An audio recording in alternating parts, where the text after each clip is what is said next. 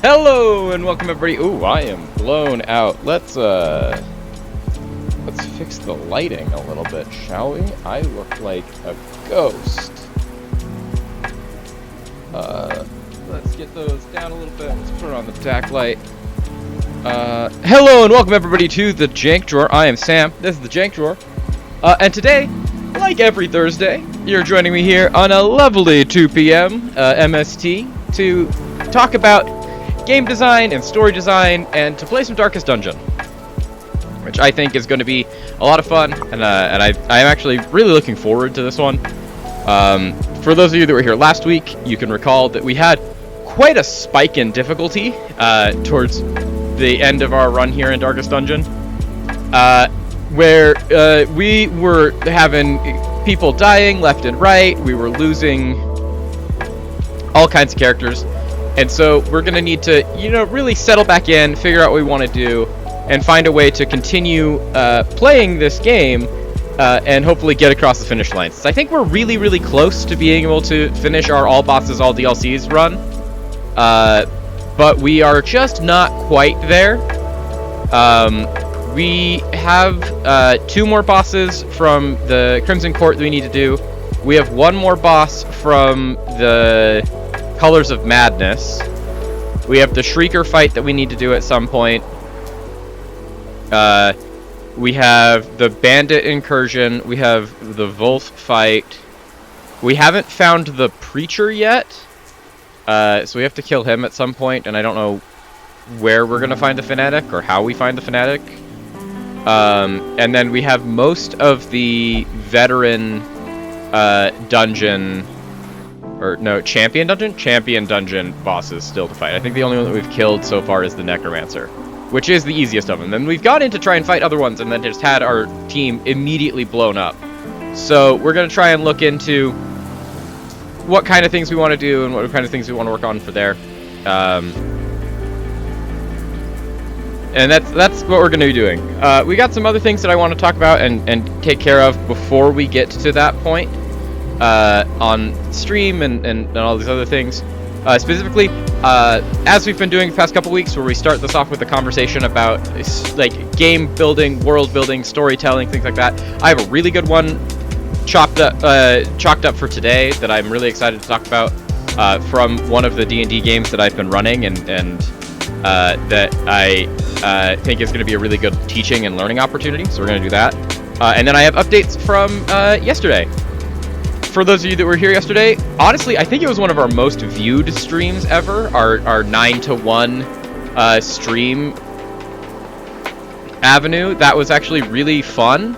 I was really tired, and it definitely was an interesting workout for the rest of my day, just because you don't realize in the moment how much your routine of like when you eat your food every day and when you do things affects just your overall well-being, because like I usually am eating breakfast sometime between the 9 to noon window, and because I was live I wasn't eating. I didn't have time to make myself breakfast and eat it on stream and do stuff like that. Also, eating on stream is something that I generally try not to do, just because I at least don't suffer from misophonia, but I'm trying to be cognizant of that as a thing that people can deal with, and I don't want to be unintentionally or even intentionally triggering that for people if it can lead to any sort of problems. So I try to avoid that, but it was also just like, it kind of set me on a weird path for the entire rest of the day of like, I ate a whole bunch of stuff for lunch immediately after we got off stream, which was fine, but then when I got back from work, since I had the first day of the part-time job, which is what I want to talk about, because I now have updates for the next schedule impacts and things that will happen because of that, because I now know what my schedule is going to be largely through April for the job, and it does mean there's going to be some days that are going to be affected in our stream schedule, whether that means that we might not have streams at all on certain weekdays, or if we'll have particularly late streams. I want to get into those kind of details to just let you know what the thing looks like, and talking about that and being transparent and upfront about it.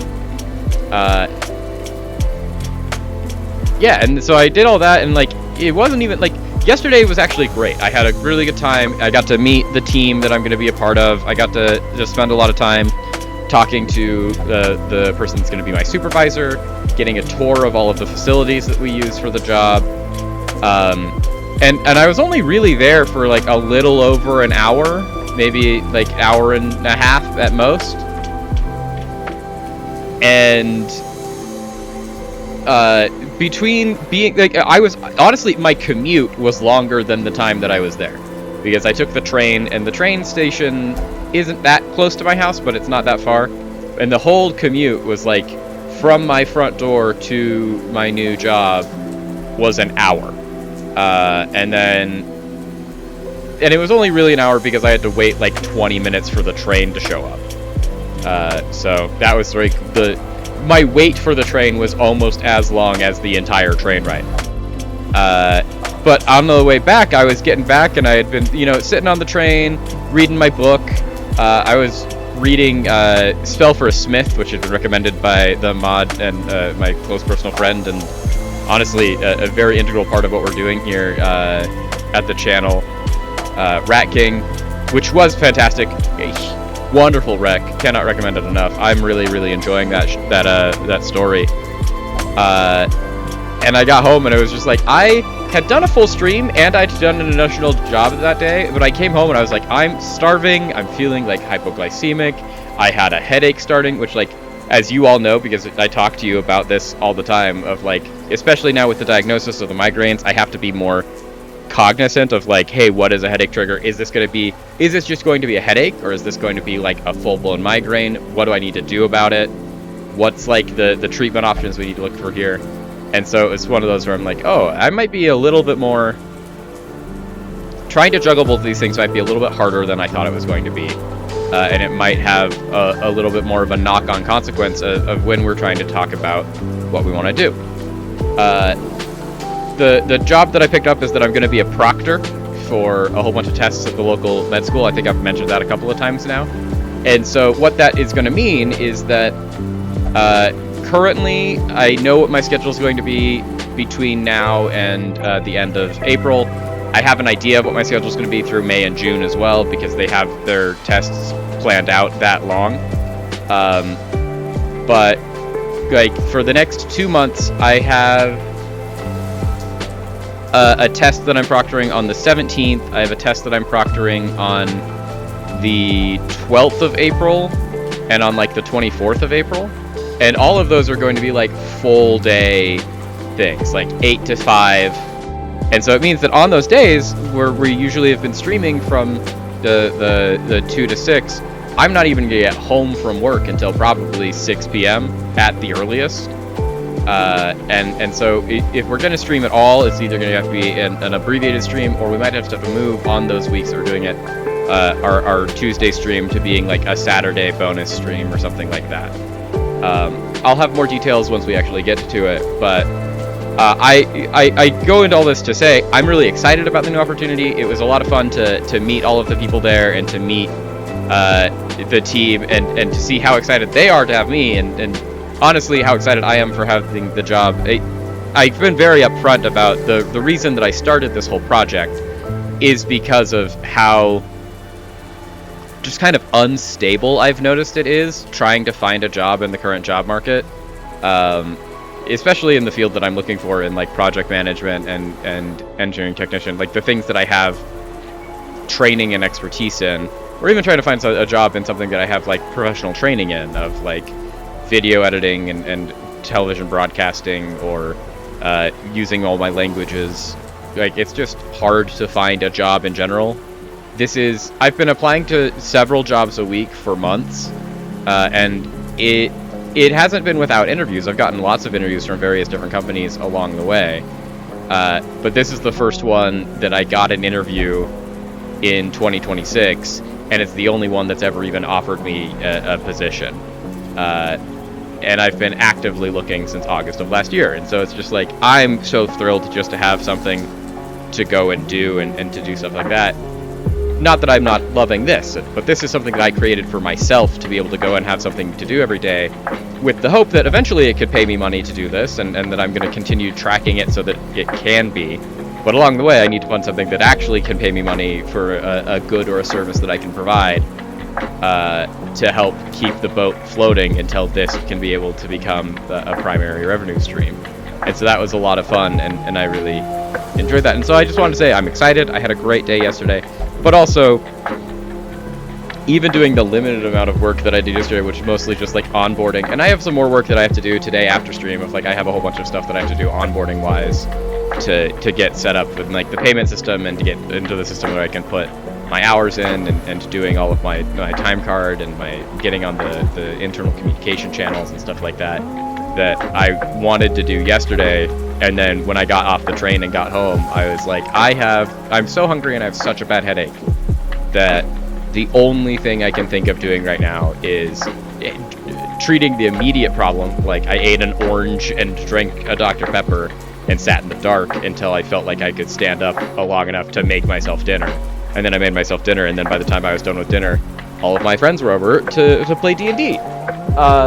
Which is a perfect segue into the thing that I wanted to be talking about.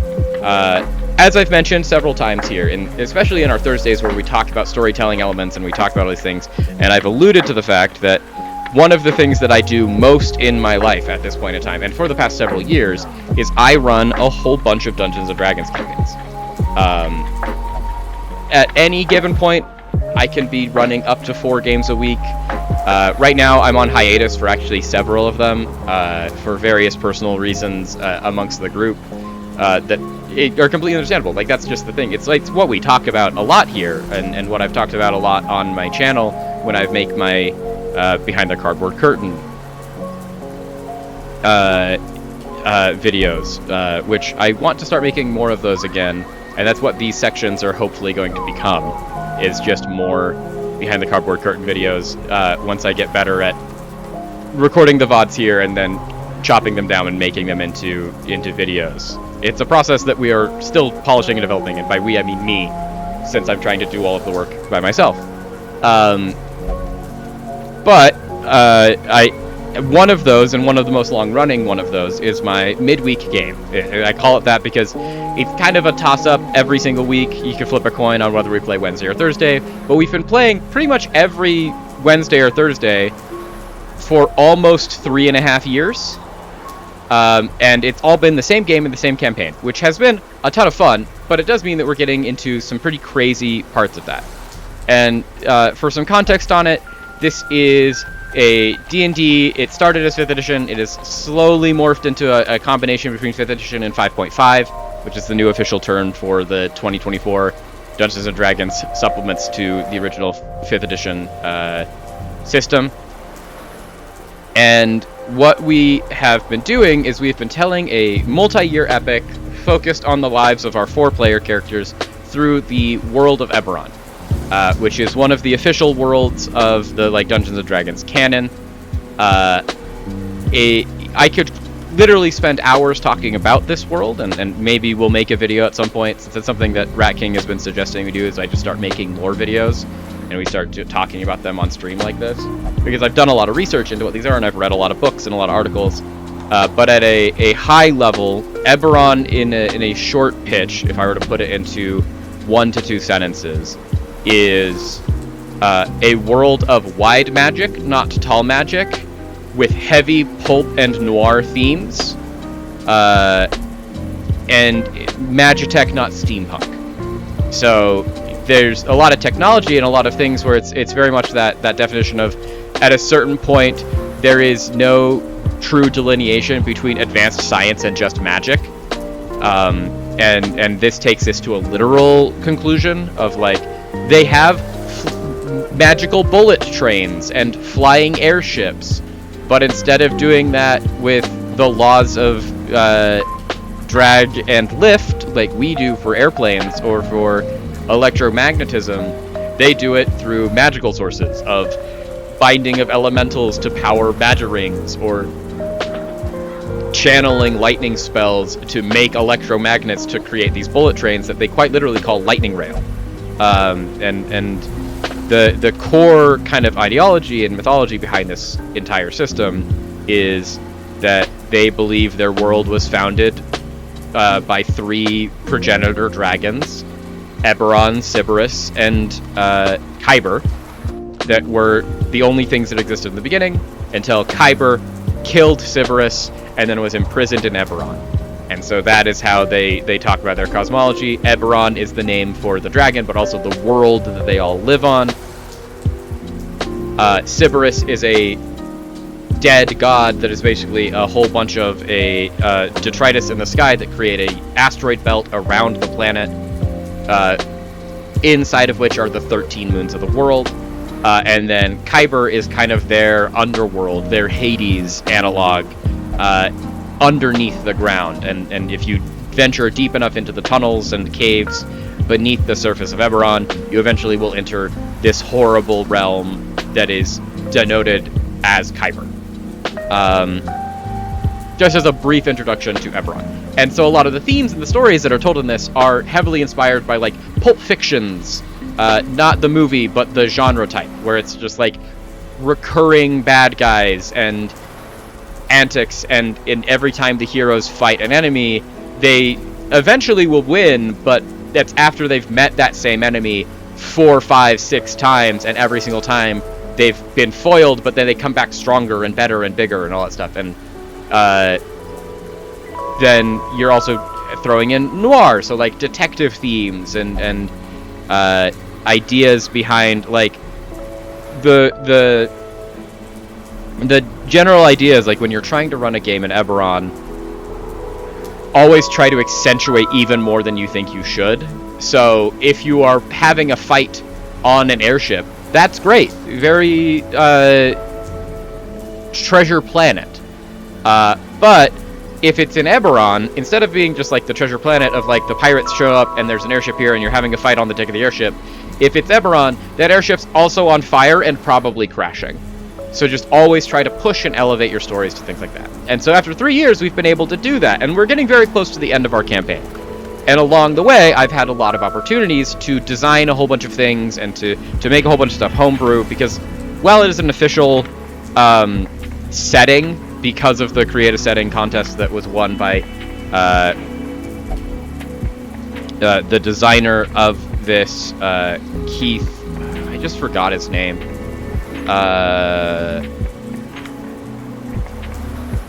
Let me look it up real quick. Keith Baker, who designed the world for a contest that Wizards put on the during, like, the 3rd edition of Dungeons and Dragons.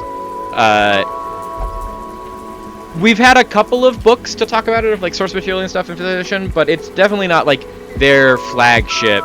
It's no Forgotten Realms. It's no Faerun. It's not, like, the flagship property of Wizards of the Coast. It's very much just like, hey, here's another thing that exists.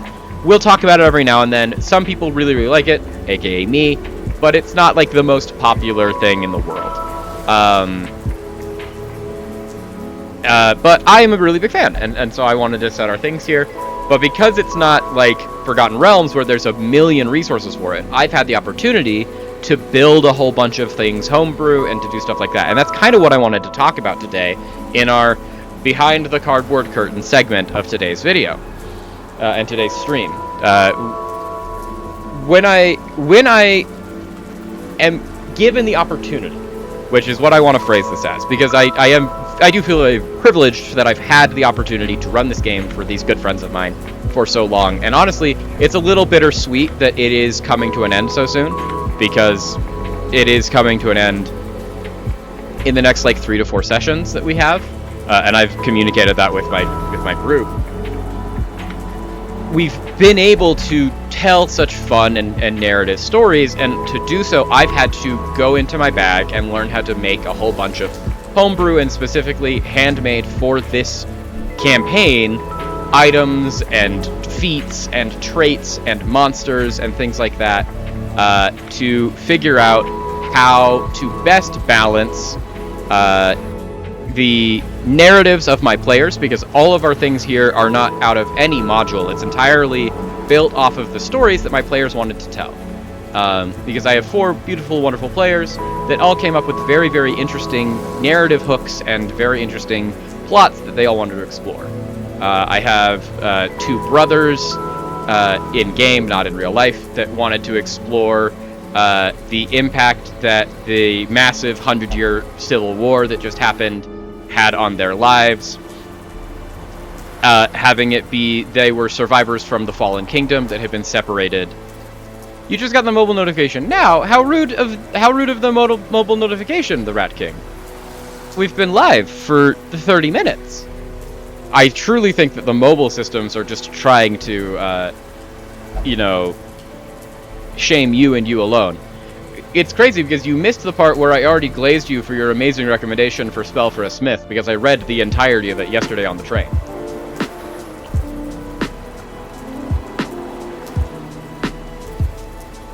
Right now we're talking about my midweek D&D game that I've been running for the past 3 years, and all of the homebrew stuff that I've had to build for it, because I want to talk about how I go about building homebrew items, and I actually have some from last night's session that I need to put together today.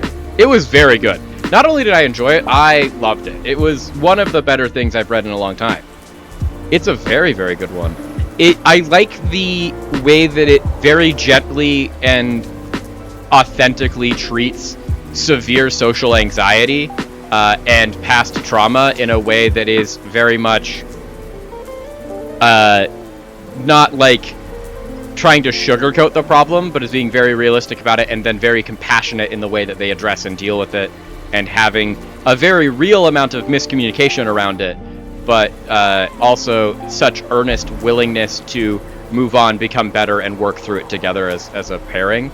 It is simultaneously more beautiful than I thought it would be, and also a little bit darker than I thought it would be, but in a way that makes the beautiful minutes... probably not. I can check. I don't use Streamlabs, I use Stream Elements.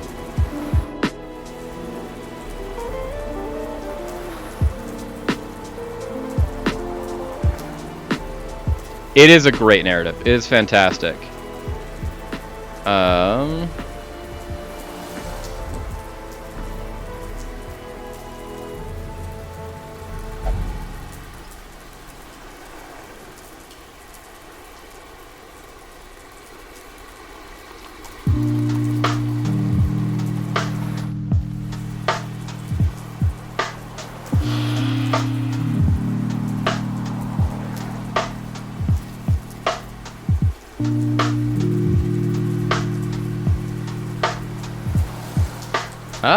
Well, I can change that.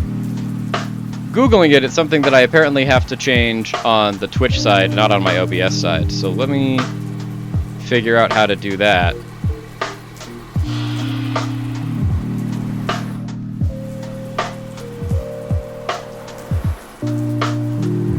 Ah, there you go. I have changed the latency time, hopefully. I don't know when that will go in. I got that one immediately. We have switched from normal latency to low latency.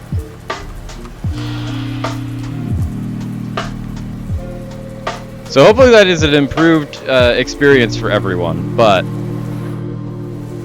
yeah, that was one of those where I'm like, I thought I was already doing that, but it's also clearly I didn't know how to change that or affect that in any way because we weren't doing it. But yeah, it makes more sense because I do interact with you all. I try to interact with you all as it happens, and as soon as I see it, but you aren't the first one that's been like, hey, there's a chat delay, and I was like, I am not intentionally setting a delay of any kind, so I don't know what the delay is. It's not one that I am intentionally providing.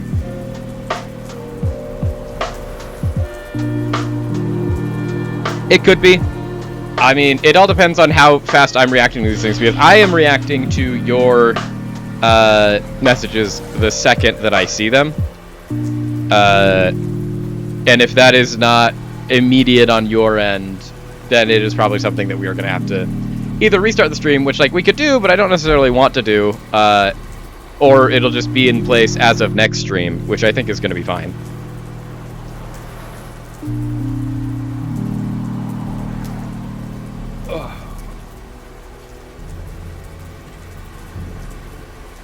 But no, I think it's a great narrative, and it's one that I genuinely have enjoyed to the point that I am grateful for your suggestion. Okay, well, I also don't know how much quicker it will get for the messages. Yeah, we can wait till next stream and see what it is. I don't know.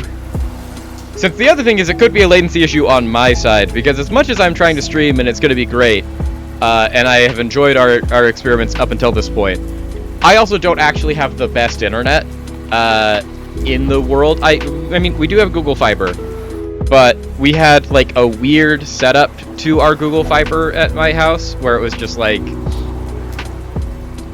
for some reason, the Google Fiber port from like the ground into our house is in my kitchen, and then it doesn't connect well into any of the places where anyone actually needs internet.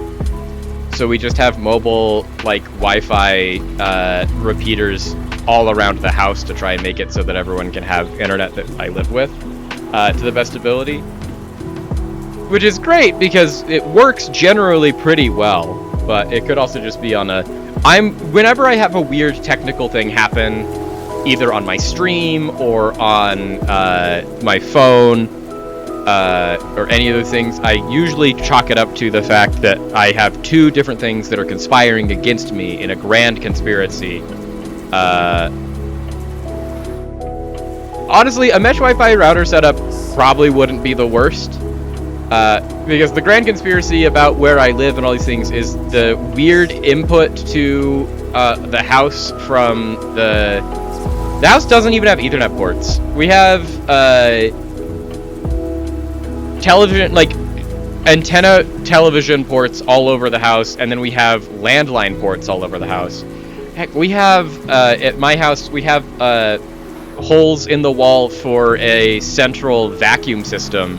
If we ever installed a vacuum into our garage, we have all of these weird things in our walls. None of them are Ethernet. So we can't do wired connections, which, like, trust me, I would love to do wired connections. And then the other weird thing about my house is also a cellular dead spot for most of the major carriers.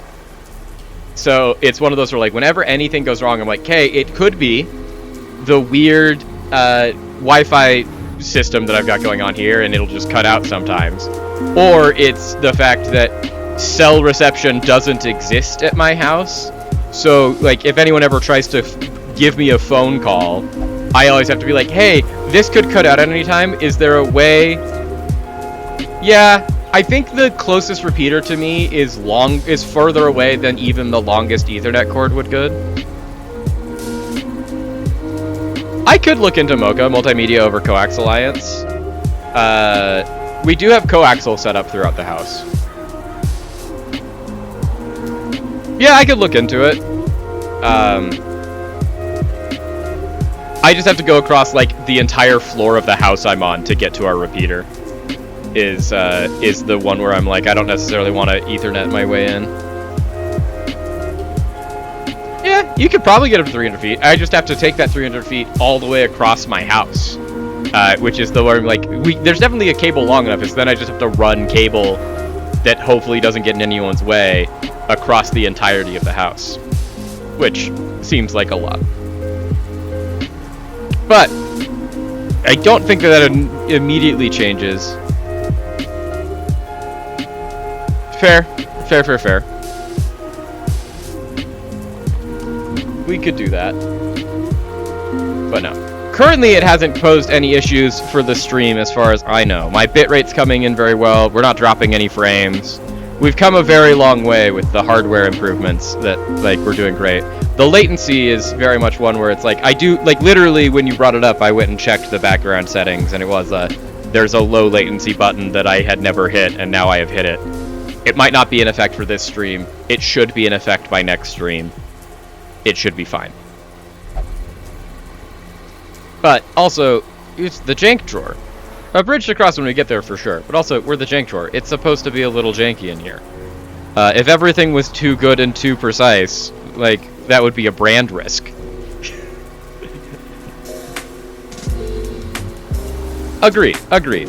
It's definitely something to look out for tomorrow, and I will put it on my list of things to be checking out for when we're live tomorrow, because it's a Friday stream. Friday streams are fun, but also, you get to check all these things. Anywho, as I was saying,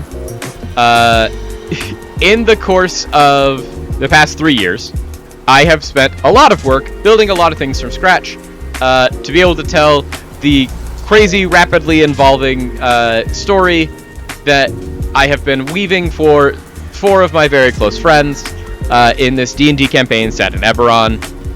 We have killed gods, we have made deals with eldritch beings, we have overthrown fey courts, and at this point in time, we have wrought miracles, most recently, to create magical items beyond mortal comprehension, with techniques lost to time.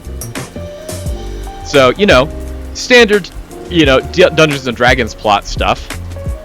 You start out robbing a train, and you end, slaying eldritch beings.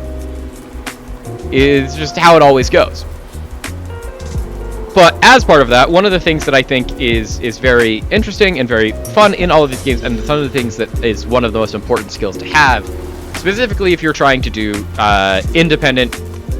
I hesitate to call this game design, because it's not really design. But if you're trying to do your own storytelling and you're trying to tell a story that falls outside the realms of pre-written mechanics and pre-written story beats and things like that, which there's nothing wrong with running those. I'm actually a very big fan of a lot of the pre-written adventures that are produced through Wizards of the Coast and third-party sites and third-party developers. I think they're all very, very nice and very fantastic. But in a continuation of what we were talking about a couple of weeks ago, where we were talking about writing your own one-shots and like the basic ideas of how to set up a short-form narrative and do the things like that, in that, one of the things we talked about is you have to find your own niche and create your own items and figure that all out. And this is what I wanted to talk about today, is even in long-form narratives, like the one that I've been doing here, you have to do that sometimes, because there's not always going to be something in any of the books that teaches you or is like a perfect thing for the specific type of story beat you're doing or the specific type of item that you need. If you have a whole thing where it's like, I need a MacGuffin. So for our example of this story I'm doing there, the place that my players are in for the final ending resolution of our campaign is a horrible blasted wasteland created by a magical catastrophe that is just a deeply cursed and haunted land. Think nuclear fallout radiation mixed with like hexes and curses. It's a bad place and magic is broken and everything's bad. And there are several problems in it, one of the most important of them being that it is inherently impossible to navigate. One of the major features of this place is that like compasses don't work. There's no way to actually find north, and anytime you try to get from one point to another point, there's a high likelihood, unless you pass a very difficult check, that you get lost. And the fun thing about the place that we're in is that, as I mentioned, Eberron is a great place, but it's not like the most... It's not one of the like most described places that you can be playing Dungeons & Dragons or you can have as a setting for your campaign. And because of that, a lot of your resources are things that are just like, hey, here's a brief description of a place, like the one I just gave you. We have no mechanics for it. So your personal version of it can do whatever you want to do. So one of the fun design things that I've had to do is for my game, since we've been there for the past like 10 sessions and the past like 6 months of real life, is I had to build out a rule set of what exactly happens and how absolutely haunted and cursed is this cursed wasteland. And then we've been playing around in that. But also, it then got us to the problem of my players got dropped randomly into some part of it that is across the wasteland from the position they need to get to, of where they're eventually trying to get to. And so the problem that they needed to solve is, how do I get from where I am to where I need to go? And my party has a player in it who his player character's whole trait is that he is a blacksmith, a master smith, chosen by 2 gods, and he is the son of one of the most prodigious inventors of generations. And so it was a really cool narrative moment because his whole thing is that he has done all of this to follow in his mother's footsteps, because he was separated by his mom at the end of the war before the great magical catastrophe, and has been he has refused to believe that she is dead and is trying to find her. And so he is able to have this great culminating moment where we have had this problem of we need to get from point A to point B, but direction doesn't work, and finding a way to get from point A to point B is difficult. And so to solve that problem, we have a player character with a narrative reason to want to solve it, and the technical ability to be able to do so. So he has found himself a forge in this wasteland and has used it to create, miraculously, a device that gets him from point A to point B.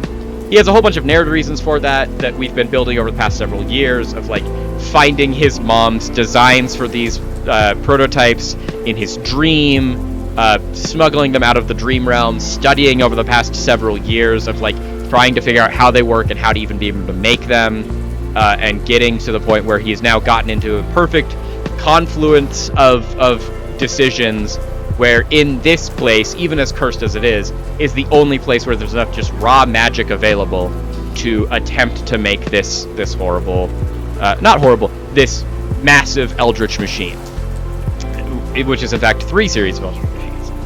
And so that's a really cool solution that we had been planting for years to give us this huge payoff.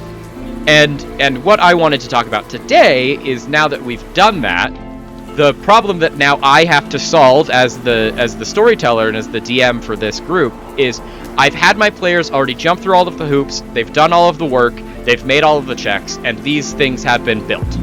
They exist in our world. The next step is, what do they do and how do they work? And then, because they aren't something that you can find in any book, they're a thing that was developed specifically for our story, specifically for this player's storyline. I can't just go and open up any of the source books. I can't just reach over here to the bookshelf, grab a source book, open it up, and be like, this magical item right here, it solves all of my issues. So what do you do then? And in my very humble opinion, the rules that the game gives you through all of the source books to be able to solve that question are not actually very good. This is a discussion that I've had several times with a lot of my friends that also run games and do stuff like that, is that, in my personal opinion, and so that is what this is just my opinion, this is not any facts, and this is not something that you should take as a universal truth. This is very much just my perception as a person that admittedly thinks about Dungeons & Dragons, thinks about game design, and thinks about storytelling statistically more than anyone else I know. As I said, I run usually anywhere between 2 to 4 games a week. I think about this literally every day, and I've been thinking about it every day for the better part of 20 years. I know that I'm a statistical outlier here.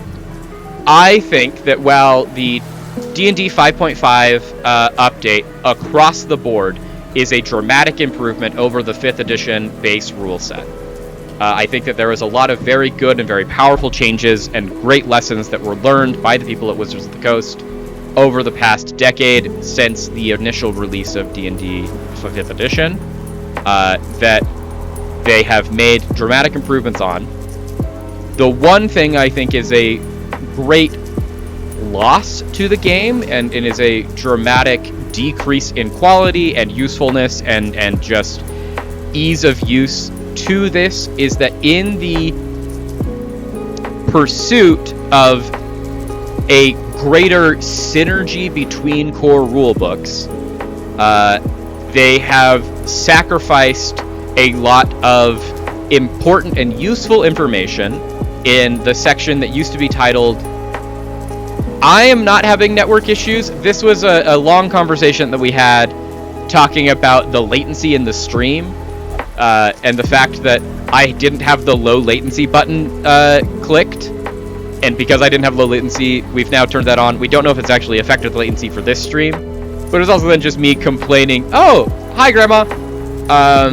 But also this was me complaining about, like, here's the reasons why if there's ever a technical problem in any interaction that I am involved in, I am most likely to blame that it's on my end, never on the other person's end. Of like, if the latency is I'm not getting your messages in chat as soon as you are typing them. It probably isn't necessarily maybe a problem on Twitch's end. It's probably definitely not a problem on you, the chatter's end. It could be on my end because of just like the weird situation of where I live. Of like, we have fiber internet, which is really nice, but we don't have fiber internet that comes in a place where like it's super easy to tie into. So we just have to use Wi-Fi repeaters that are stationed all around the house to be able to spread our internet to the house, which means that we, like, no matter what, I don't get the upload download speeds that me and my roommates pay for. We pay for a gig up and a gig down, and the best we will ever possibly get is like 250 megabytes up, 250 megabytes down, which is more than plenty enough for what we're trying to do here. But it is very much a combination of that weird situation and the fact that like we don't have Ethernet ports through the walls in our house, coupled with the fact that I live in a cellular dead zone. So like even right now, while I'm streaming, I usually have my phone up over here with chat pulled up and with the stream, so I can see not just what I'm outputting, but I can also see what you guys are receiving and when you're receiving it, since I want to see both sides of it. Even right now, when I look at my phone, I have 3 bars of Wi-Fi. I have 0 bars of cellular service. And that's just the reality of where I live, is my cell phone will never work unless it is connected to the Wi-Fi. And if our internet ever goes down... Yeah, and that's the thing. You're never going to get perfect transmission. I think truly the only way to get perfect transmission from what you pay for, especially in fiber, is if you have fiber going to your house and then it's fiber going directly into your device you're trying to get internet to. The second you go out of that, you're going to have some amount of droppage in what's being transmitted, because that's just how those systems work. It's not a... You can't have a lossless system. But it is very much like I get a quarter of what I pay for, and it's entirely because just like the way our house is set up, we can't actually directly plug into it. It's just a fun thing. Yeah. It's just one of the facts of that. I don't think that it actually is affecting the stream in any way, and you guys can tell me if it is, but I do think that it is probably fine. We might not see a decrease in our latency today, is mainly the conversation that we were having here, just because I found the setting and the back end of Twitch that was like, you had 2 toggles you could choose through low latency and normal latency, and I had never clicked low latency, and now I have clicked it, but it probably won't actually go into effect while I'm live streaming. It will probably go into effect in our next stream, or if I restarted the stream, but I don't necessarily want to restart the stream right now, just to verify that this works. We could, but it's also like, we got 8 people here. We're already doing great, and we've been fine up until this point. And if we just have a snappier response time starting tomorrow, I think that that's fine. So I think we'll be okay. But as I was talking about, no worries. Thank you, Geft. As I was saying, we now have these crazy artifacts and eldritch machines that our player has made, and we need to know what they do. And one of the great failings, I think, of the 5.5 system... Nice. I am streaming at 1080-60, so I'm glad that it's coming across that way.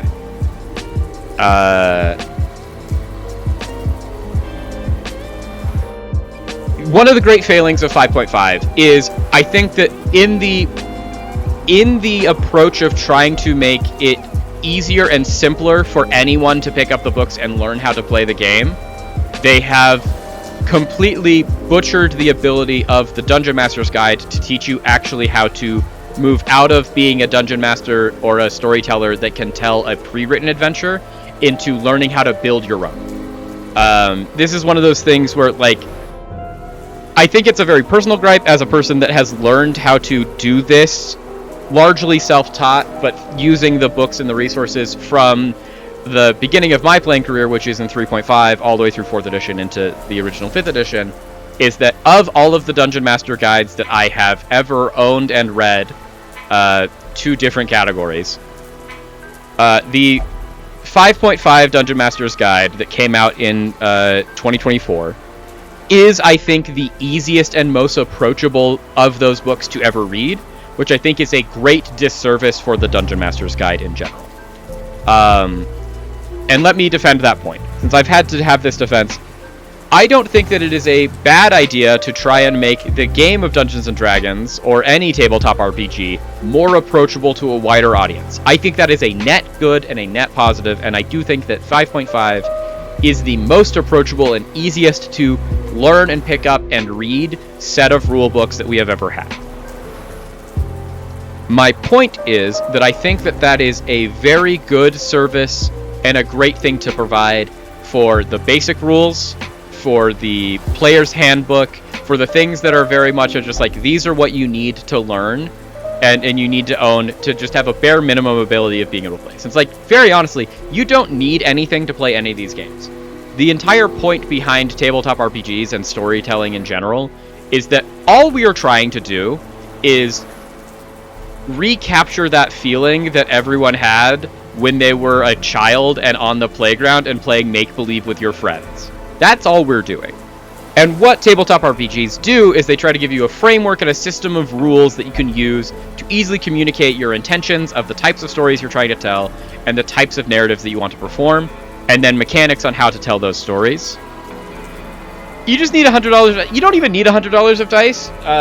You can't, like, I think lifetime I have spent less than $100 on dice, and I own too many dice. Truly, to play the game, you don't need any of these things.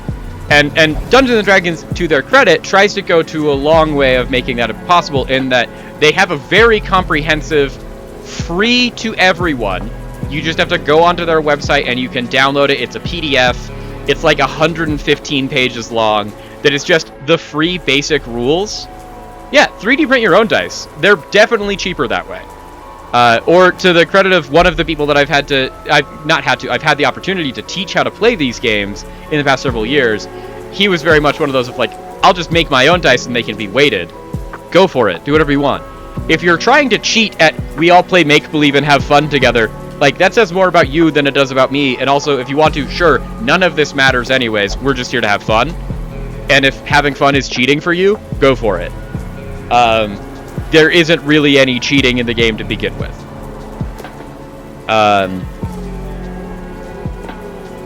And so, like, I think that making sure those free rules, those things that anyone can access and are trying to be accessible to the public, so that anyone can just even attempt to begin to learn how to play, making those concise and easy to read and easy to explain the base levels should be the most imperative thing to do. And I do genuinely think that the 5.5 version of those that came out in 2024 is the best example of concise, easy-to-read rules that they have ever made to just help people go from, I've never heard of this game, to, I could play this game with my friends in a very short window of time. Even if none of us know any of the rules, like, this is just, it gives you a couple of classes, it gives you a couple of subclasses you can do, so it's a very basic, generic version of the game. But you can do it entirely free. I think that there should be a next level of complexity when you start actually spending money on the game. Of, like, if you were going to put together the $40 to $60 that it is to buy the player's handbook, which is the next step up from that free rules of just like, okay, now that you know the free rules, here's the actual full rule set with everything in it, and then all of the subclasses, all of the spells, not just a sampling of everything to give you a taste.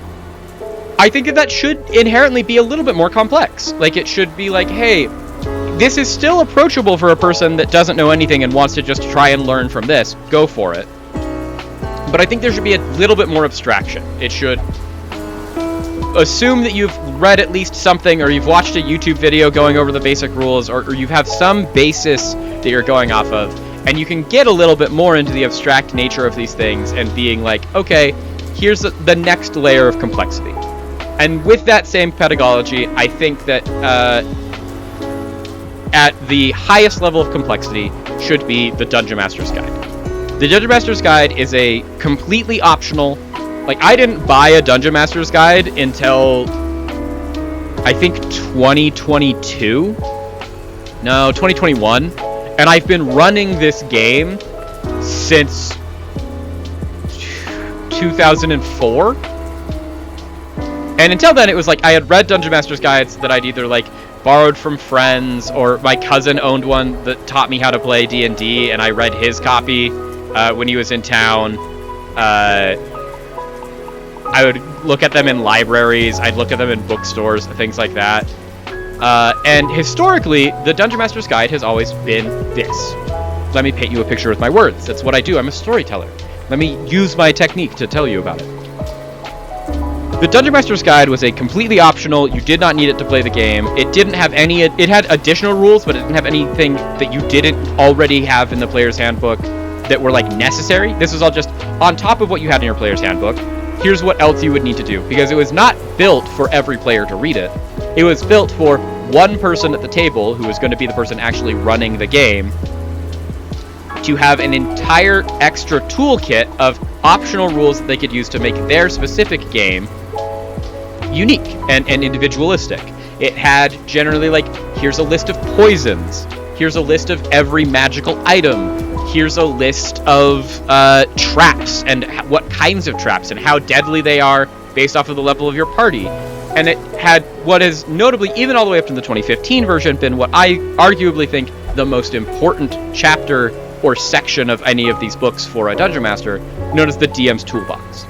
And the DM's Toolbox was usually a series of chapters and articles set up in this basic framework of, here's a thing, like a concept or an idea that you need to do, like creating your NPCs, or building a world, or how to set up a mission, how to set up a campaign in the abstract. And then the second half of the chapter would be, so like the first half of the chapter would be an abstract on that, basically a case study of like, let's look at this adventure that we have published at Wizards of the Coast as an example of what this framework is. And then the second half of the chapter would be, and here's how to do it on your own. Here's a step-by-step framework of like, roll these dice, answer these questions, fill in the blank here, and if you do all of these steps, at the end of the day, you have generated X thing. Whether you were doing, if you were trying to create your own monster, they would have a, here's what we think monsters should look like, here's the framework internally we use to design monsters. If you follow this framework, you won't be too far off from looking at a monster of your own. Or if you want to create your own magic item, here's what magic items can do. Here's what the process looks like of how you could create a magic item at your table narratively. And then second half, and here's how, if you follow these exact steps, you'll end up with a magic item of this caliber or quality, and then tweak from there to get your entire device. They'd have it for campaigns, they have it for all those things. And as recently as the 2015 version of the Dungeon Master's Guide, that was the formula that they used to build out the entirety of that book. And for context, Dungeon Master's Guides traditionally are like 400 pages long. So you're able to fit a lot of information in there, because like, you don't necessarily need to worry about size constraints, because the market of who you're selling these for is, you're selling this to the person that is like, oh, I need to know this information so that I can either tweak the pre-written module to fit my specific party, or for people like me that in this 3-year campaign, I haven't had any pre-written modules that I've been able to use for this. This has been entirely, I've had to make up everything on my own, and so I have been doing this for 20 years. I have the framework of being able to know how to do that. But one of my great disappointments when I read the 2024 Dungeon Master's Guide and the new 5.5 rule set is that they have taken that second half of all of those chapters is gone completely. Now, when you read through the book and you read through these things, if you were trying to be an enterprising young individual that was trying to learn how to tell your own stories and build your own worlds and do all of these things, all you have is the first half of like, here's an abstract of what that is, and like some information or some lore about a world. Most specifically, they were working on the world of Greyhawk for 2024, or for the 5.5 version. And so there's a whole bunch of information in the book, chapter upon chapters, about the world of Greyhawk and the cosmology of Greyhawk and how the planes work. But when it gets to the like, Yeah, and if you want to make custom magic items for your characters and for your players, just like look at one that you already like and like tweak like a damage type or something. I don't know, figure it out. Like, it doesn't give you a rubric or anything to follow to try and actually learn how to follow the process or think creatively for yourself to create your own things. That is just a feature of these books that no longer exists, and they took it out in favor of sections that I do think are still very important. There are now actual sections in official licensed D&D products talking about some things that I am very passionate about, like session zeros and setting expectations and being better at communicating between players at a table and making sure that everyone is being heard and respected and that we are improvising in a safe and friendly manner. My contention that I make towards the product as a whole, and once again, this is all my own opinion. This is not something that I would say as like you should treat this as absolute fact or to try and put it as slander, but in my opinion, as a person that's been doing this for 20 years and that was so reliant on getting to the level of ability that I'm in now to learn and to be able to do these things on the systems and things that were put into these books in previous iterations to teach me not just the like just trust us bro and tweak some things method, but the actual how to cognitively think through the process on your own and follow a rubric of like, if you do these things, here's the why of all these choices being mattered, instead of just a like, we've already done everything you're ever going to need to do, there is nothing that you ever need to change again, we are perfect, you never need to think about it, which I think is very detrimental to the entire success of what's going on here. I think is a travesty, because I don't think that you needed to cut all of that for the inclusion of things. I think that the Dungeon Master's Guide should be your highest level of abstraction for people that want and need that extra bit of information, and that you should include both all of the wonderful new things about table interactions and player interactions and basic communication and health and safety, and also all the things of like, how would you, not instead of just like, trust me bro, just tweak some things, we've already thought of everything, still include the part of like, hey, if you want to make your own stuff, here's some tips on how to make your own stuff, because now that's just completely absent from the game. It just doesn't exist, which I think is a real shame. All that to say that what I wanted to talk about today and what we're going to do together as a little group here is I have, because of the things that we've already talked about in the campaign that I've been running, we have a character that has created these 3 deeply powerful artifacts, and I have not, as of yet, done the work to put together actual like homebrew items. I use D&D Beyond. You can use your own service at home, or you can make this on your own just using a Word document. I have not put together and codified what those items do yet in a physical form. I have just like verbally told my players, because I wanted to take today and use the opportunity to build them together on stream and walk you through my process, because this is a thing that I think is a good thing to know and a good thing to know how to do, that I strongly believe is missing from the tools that are being given to players in 2026 to learn how to do this if you're trying to approach it for the first time. Because all of the information that I use to do these things has been removed from the resources that are given to players to try and learn how to do these things, which I think is a horrible oversight, but something that I can very easily provide. So with that, let us cut over to my screen. So this is the UI for D&D Beyond. As I've said, this is what I use. Other systems exist. I won't tell you that you have to use this one unless D&D Beyond sees this and hears it and wants to sponsor me, and then I will tell you that no other things exist. Always use D&D Beyond. But until that point, until I am seeing any monetary feedback from it, do whatever you want. I'm just going to use this one because it's what I know how to use. But we are going to make 3 different artifacts at this point in time that are things that I have been working on and that I have been designing and working with my player on as part of his backstory with his mother for several years. And as part of that, we are going to be building 3 different things. So, we are going to be creating from scratch because that's what I have been talking about one of the things that D&D Beyond does give you is that you can try and look at all of the different types, and you can pull out a previously existing magical item and then just tweak it. But we are not doing that. We are going to make our own. So we are going to create from scratch 3 different items. Hopefully this loads. There we go. Cool. So first, you have to have some basic information of what you're going to do. So the 3 things that we are going to be making is we're going to be making something that I have been calling the Planar Knife.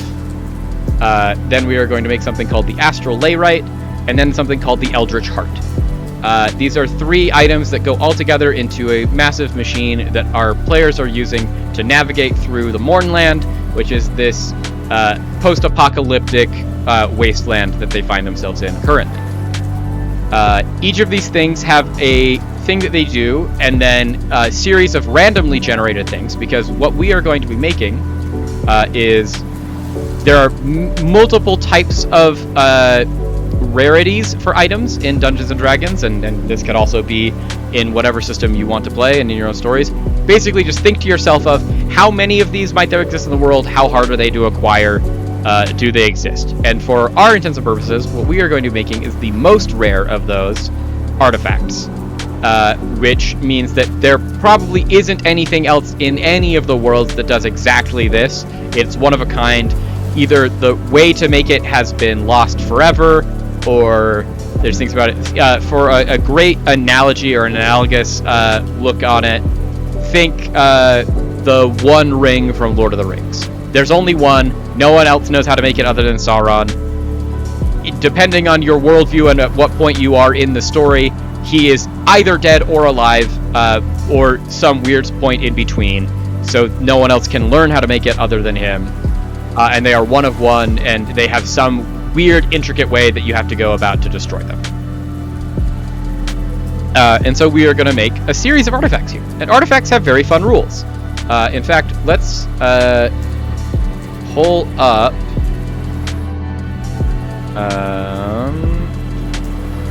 they changed the UI of this entire website in the past 2 days, and I haven't set up my UI for it.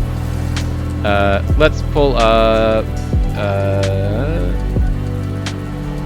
5.5 Sourcebooks Dungeon Master's Guide. We're going to go into Treasure. We're going to go into Artifacts. So, this is from the official Dungeons & Dragons sourcebook for the D&D DM's Guide.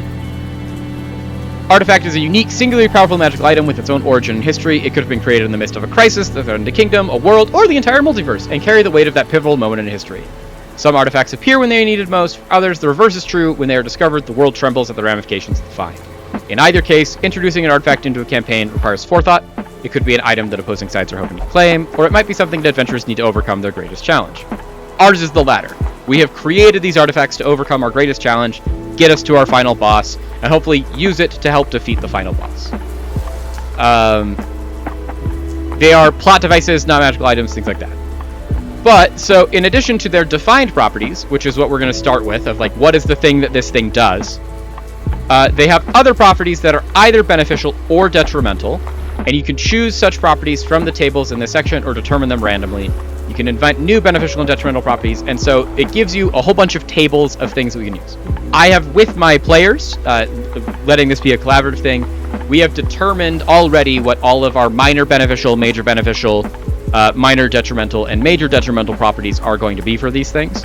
But so this is one of the few instances where even in the 5.5 rule set, we have a, here's how you build an artifact. It doesn't talk about the first part of things, because they just assume that you're going to use from their list of pre-existing artifacts one of those that exist that has all of these artifact properties already. But then after you do that, it's going to be, and then to make it unique in your own special version of it, roll on these tables, and usually in an artifact description, it will tell you how many times to roll on that table and which table to roll on, and then those are added to the ability of your item. For our intents and purposes, we are going to use ones that I have predetermined over the past several years in my design, and I'll talk into my design process of why they do the things they needed to do.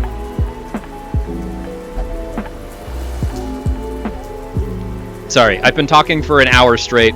I need to have a quick drink.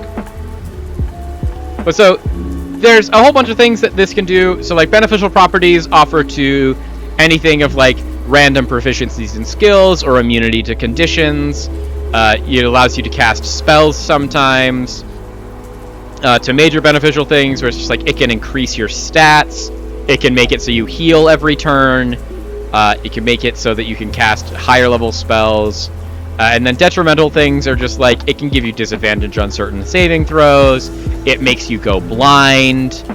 If you touch a non-magical gem or art object, it makes it depreciate in value. Things like that. So it's a lot of like just it has various different things that can happen. Some of them really, really good. Some of them really, really bad.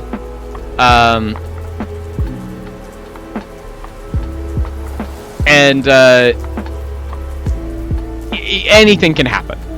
And I really like rolling for these, making it up to random chance. For all of the ones that we've going over today, I didn't actually roll for these. All 4 of my players did.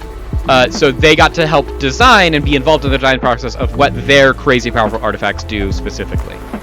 And we are going to start with the planar knife.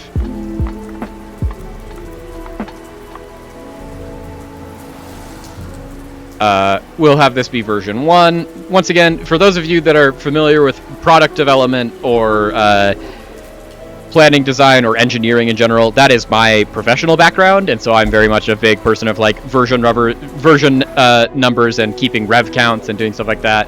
This is version 1. If we change this in the future, it will then get revving there. It is a base item type weapon. Specifically, the planar knife is a weapon. It is the only one of these that is a weapon. It can be used without the weapon part, but because it is something that can also be used as a weapon, we have to figure out what the weapon is. As a base weapon, we are going to have this be... I'm saying knife, but this is a permanent fixture to a...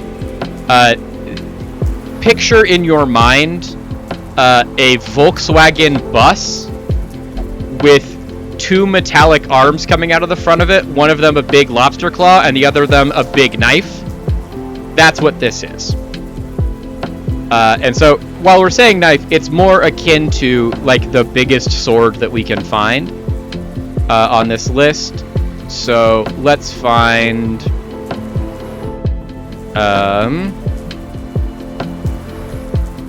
a really big box, a great sword, the biggest sword we could find. And it requires attunement. I don't have any special rules to attune to the knife. We have special rules to attune to some of these things. But this is just...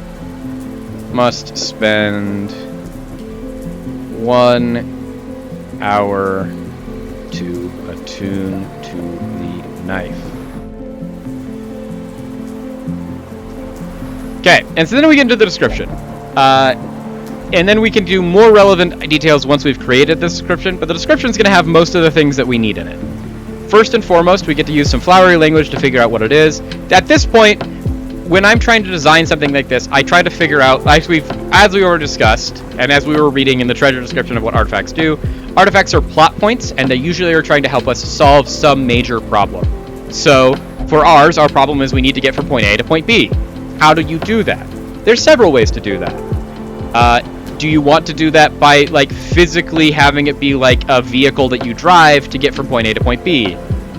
What if there's a big thing in the way? Right now, my players are inside a massive crystal plateau that is difficult to escape and they are being pursued by. What the planar knife allows them to do is to get out of whatever predicament they are getting into a new place. And that is done by what this is. So, as my description, I say something like, this massive bladed attachment to a refurbished apparatus of Qualish is a knife that, while attuned,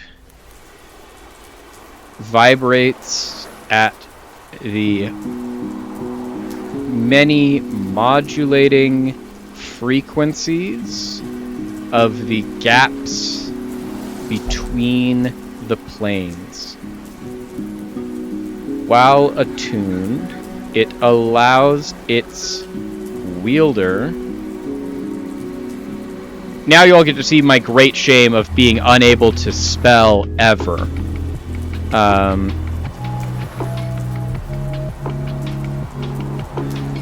To slice through the fabric between realities and open a breach to take them through the astral sea to any of the possible planes beyond the prime material. So that is just kind of fancy language to say that what we needed to do is we need a way to get out of anywhere, and so this is a big knife that just kind of cuts through the space-time like fabric and allows you to just go into the realm beyond planes and then come out on the other side wherever you want to go. It doesn't inherently take you to where you want to go, but it does just open a door to anywhere at any point. But you have to be attuned to it, and you have to do things like that. And that's just the description of this. And so now that we have a brief description of it, we can create this magic item.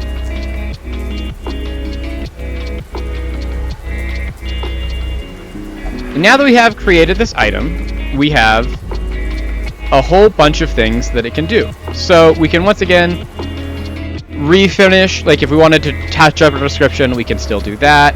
Additional information is just like, you can say how heavy is it. If you have some cool art that you want to do up of your own, you can attach art to these things, whatever you want to do. And then we have all of our new things that have appeared, such as modifiers, of just like, what damage does it do, how does it get there, what is it.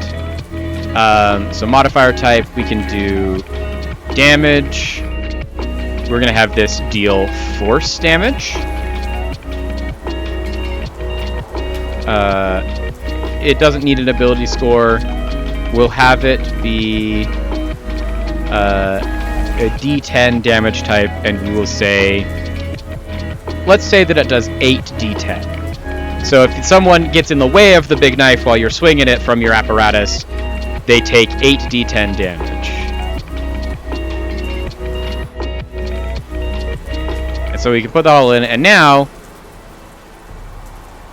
it has 8 D10.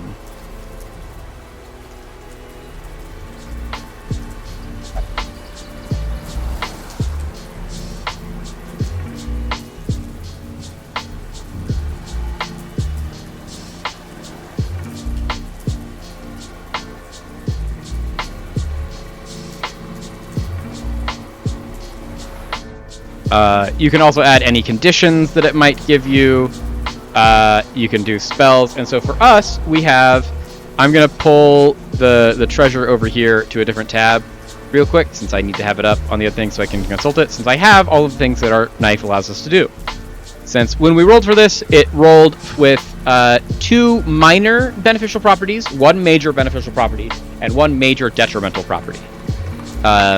A lot of that is based onto the creation of this that my players were able to do. To create all of these things, they had to throw their other previously existing magical items into there. And amongst their magical items was a whole bunch of cursed objects from the place that they were in. And so anytime they had to supplement with a cursed object, it granted a major detrimental factor to the artifact. But their minor beneficials, they got, while attuned to the artifact, they are immune to 2 conditions.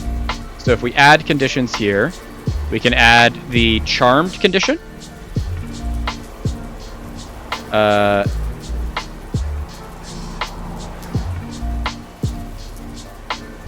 we can say immunity.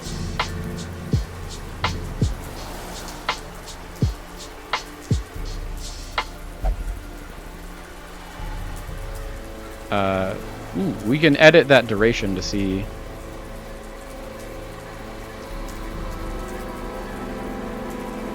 Till dispelled.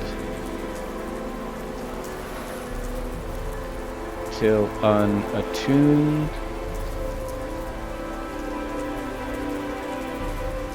We'll just do 1.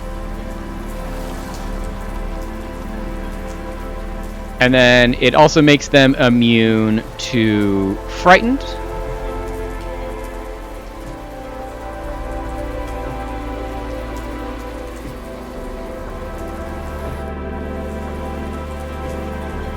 This artifact also gives them resistance to 1 type of damage.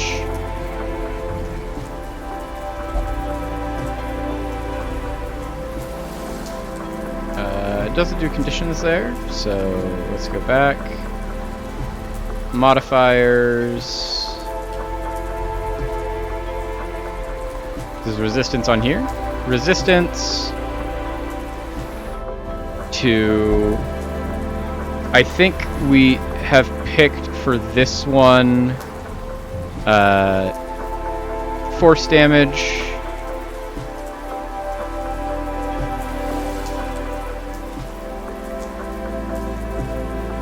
And then it also gives them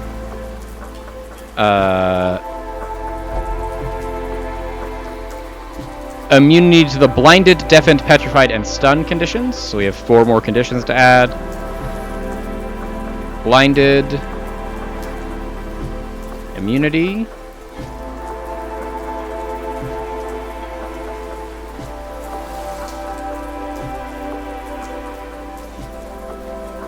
deafened,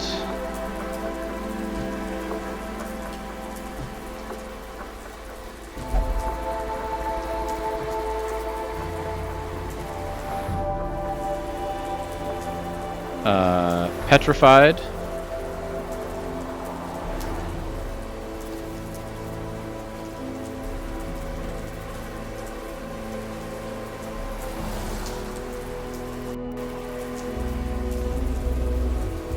and stunned.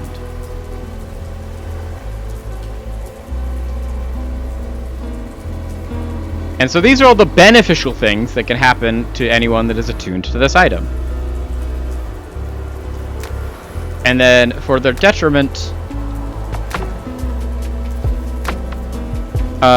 their major detriment when they attune to it is that all potions within 10 feet of it are rendered non-magical.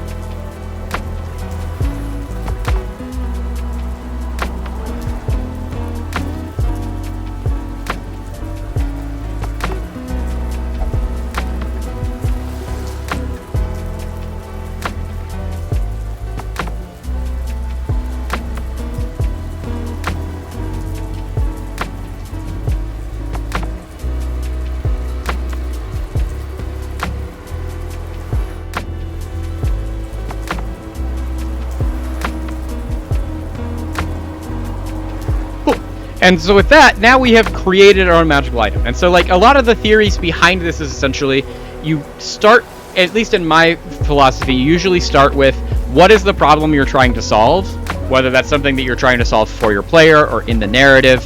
How can you devise something to solve it? And then how can you make it unique and special to your own thing?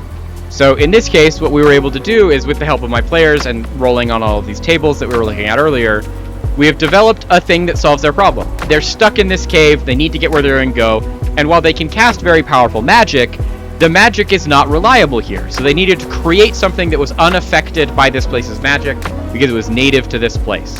They have done so.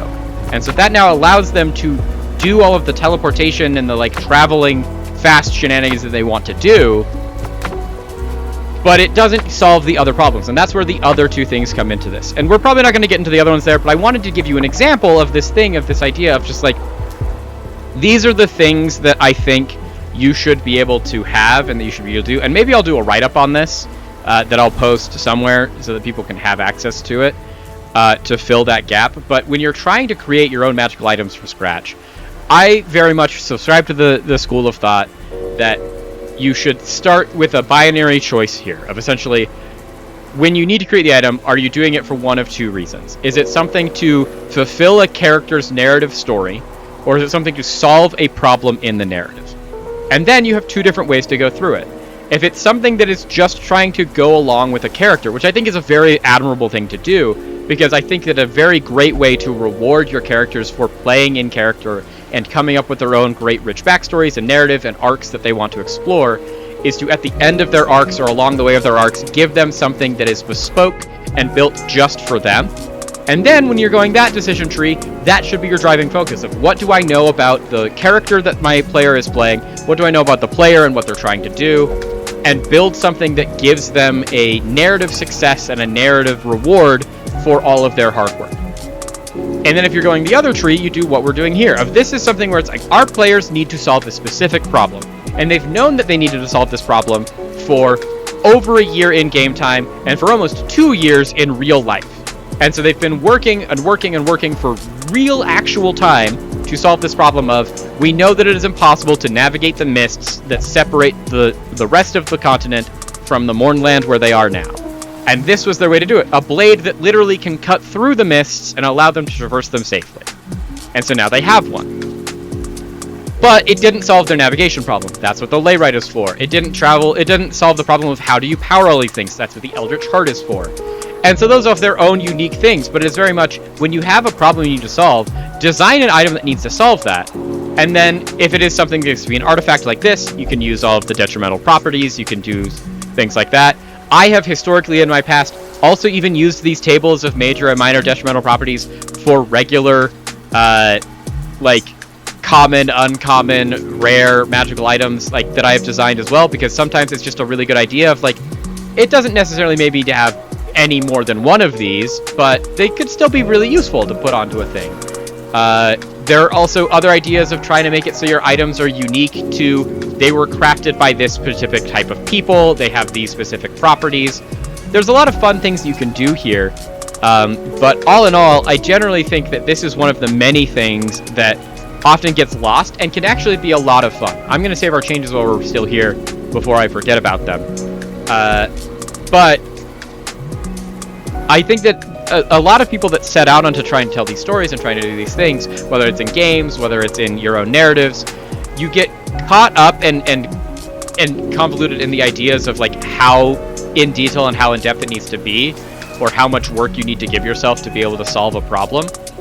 When really, all that you really should focus on is the why of why you're making the thing, and if it's to solve a problem, then solve that problem and then make it a little interesting along the way. And if it's to fit a narrative that you're trying to push or you're trying to build with someone, frame it entirely around that narrative. What is that player's entire thing?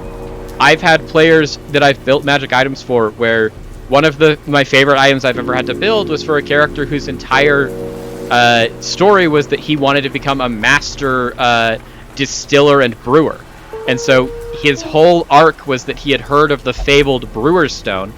Think Philosopher's Stone, but all it does is create beer and alcohol in a long-lost dungeon, and he wanted to go on an Indiana Jones-style adventure into the forgotten jungle of a far-off continent to go into this long-lost dwarven ruin to find this Brewer's Stone. And so we built something entirely around the ability to purify food and drink and to distill spirits and poisons, to do great works of transmutation, and then give it a lot of these fun modifiers and things like that.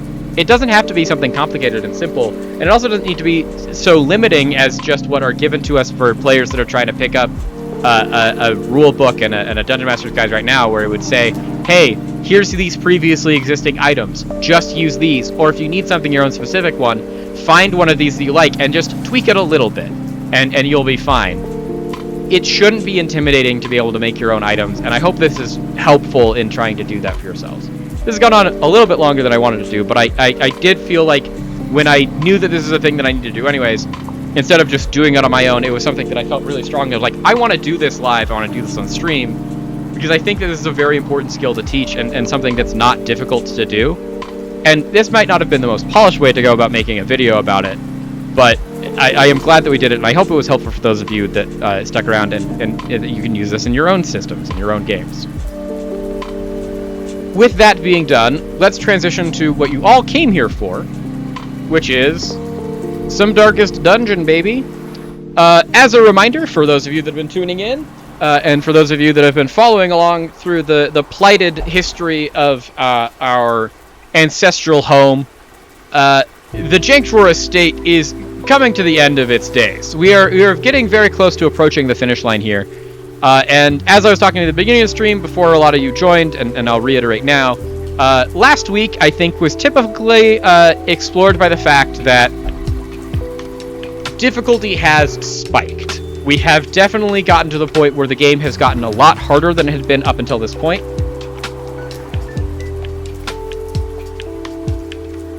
As evidenced by the fact that, as you look on our screen right now, we started last stream with a full roster of 29 heroes. And we are currently at 28 out of 29 heroes. Because many of the heroes that we brought into dungeons, trying to do some of these bosses, because we had a little bit of a foolhardy nature amongst us, thinking that just because we had been able to, at great peril, but still successfully defeat the Necromancer, that we could do the same for any of the other bosses that we were going to run into in this all bosses, all DLCs speedrun. Well, not speedrun. We are definitely not speedrunning this. But in this all bosses, all DLCs playthrough to try and beat Darkest Dungeon. And we never even made it to any of those bosses. We would fight against regular enemies, and then characters and heroes would just be absolutely mercilessly one-shot and killed, and we would have to flee for our lives. Towards the end of the stream, we have settled on a new pattern and routine that we have been using to try and progress through the game, which is we have realized that because we are late enough into the progress of the game, taking on champion level dungeons, there are no more level restrictions of who we can and can't bring into the dungeon. So we have been bringing in a lot of our level 6 legends into the dungeons, alongside our level 5 champions and our level 4 masters, to help level up the lower level characters while still bringing some of our more reliable, stronger characters. And we're doing that to prep ourselves to get the teams that we need to be able to fight the last of these bosses and then ultimately get into the Darkest Dungeons and beat the game. So that is going to be our highest priority and our highest focus. We're also going to be working on trying to finish out some more of the town features and the buildings, and then finishing out the progression of those. Because most important of all, we need to start getting our final teams put together for who we want to be bringing into which Darkest Dungeon, and what we want to be doing, and how we want to be playing the game. And then, most importantly, one of the most important things that we've been starting to work on is working on getting characters into the Sanitarium to lock in specific good beneficial quirks that we want them to hold on to. Like Reynald, we need to bring in there soon so that he can get his Warrior of Light locked in, so we can't lose Warrior of Light. And getting rid of some of the quirks that we don't like that are negative here. Like, we'd love to get rid of Slow Draw. We'd love to get rid of Ruminator. And make sure that we have the attributes and the skills that we really want to have on each of these characters when we go into the end game here. And as part of that, we are just going to try and be maybe a little less gung-ho and foolhardy going into dungeons that we are not prepared for, and try and be a little bit more understanding of the actual limits of our comps, and take our time getting to our level 5s and to our level 6s, so that we are best prepared when we inevitably start trying to take on these bosses. Because we are at the point where for the rest of the game, everything we do, we can do with level 6s, so why would we do it with anything other than level 6s? Because they are going to be giving us the best possible chance at success. So the first thing I want to check in is, I know that we were looking at getting some more of these districts built. We have the bank, the cartographer's camp, and the granary, which have all been very helpful. I think our next target is to try and get 50 crests for the puppet theater, so that we can just have better idle stress relief in town across the board. And then we're going to be looking at specific things from here. I think my highest priority on these once we have finished upgrading the actual buildings in town is, as far as districts are concerned, we want House of the Yellow Hand because it improves our highwaymen, which are going to be very important for us. And then Altar of the Light because Crusaders are also going to be very helpful for us. Same with Vestals.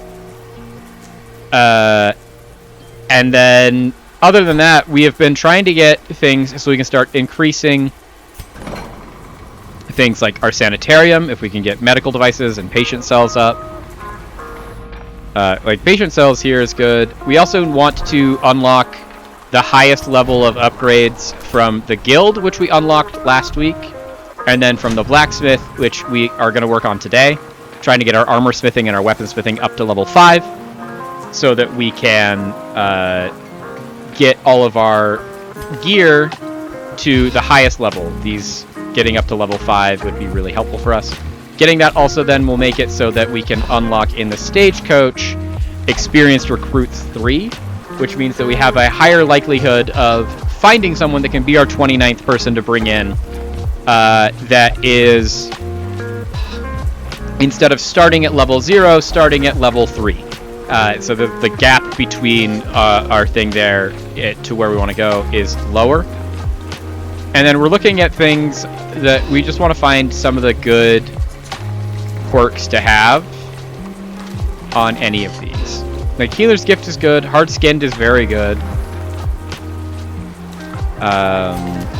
Eldritch Slayer we like, Tough is very good, just 10% more at HP in Eldritch Slayer, but Off Guard is really bad, and Winded is very bad.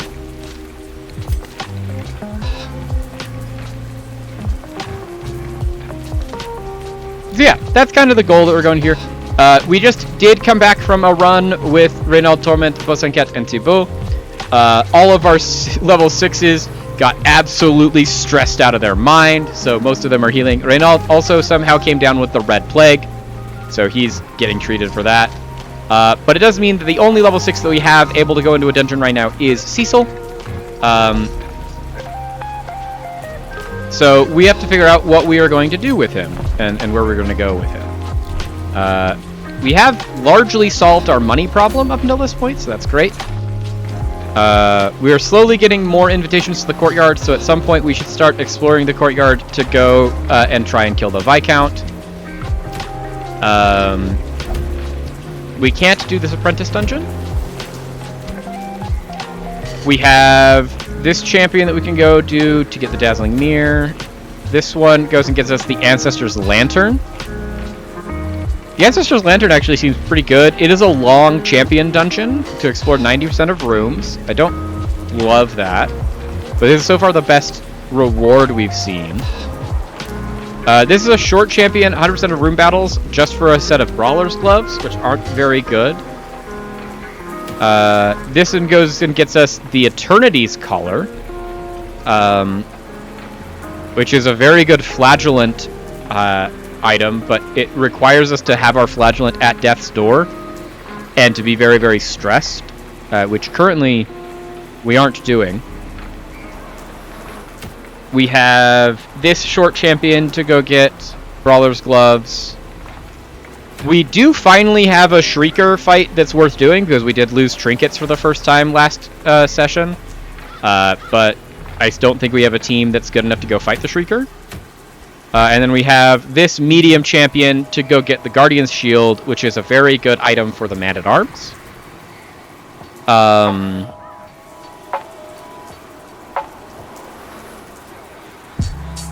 It's weird, though, because it's a thing that wants our Man-at-Arms to be in position 4, and I don't know what Man-at-Arms would do in position 4. If we have a Man-at-Arms, what can he even do from position 4? Since he can't do any of his attacks, all he can do from position 4 is Bellow, which is a debuff.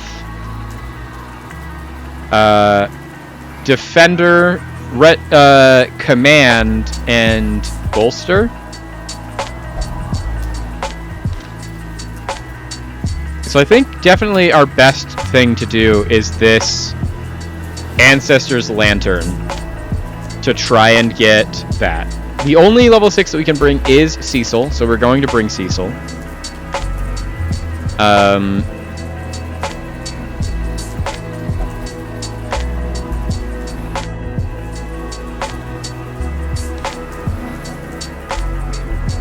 So who are some other things that we can bring into a good Ruins run? Honestly, Percy probably fine. We like bringing in to Ruins Reynold. What we've learned from Champion Ruins, though, is especially doing them, is they have that really annoying new like banner enemy that holds his banner and buffs all of the other skeletons that we have to kill. And right now, Cecil can hit into that because Plague Grenade can hit back. Noxus Blast can hit if they're in the front.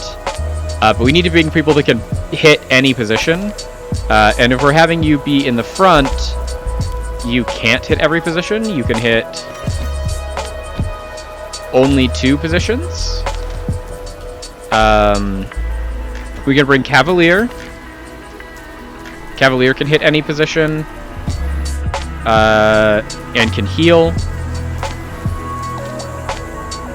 And then we could bring Lovett. Bring the usual suspects.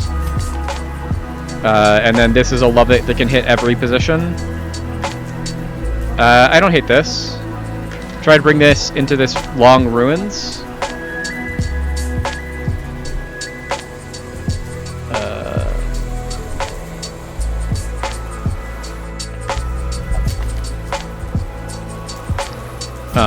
We would like to unequip all trinkets, sort by rarity.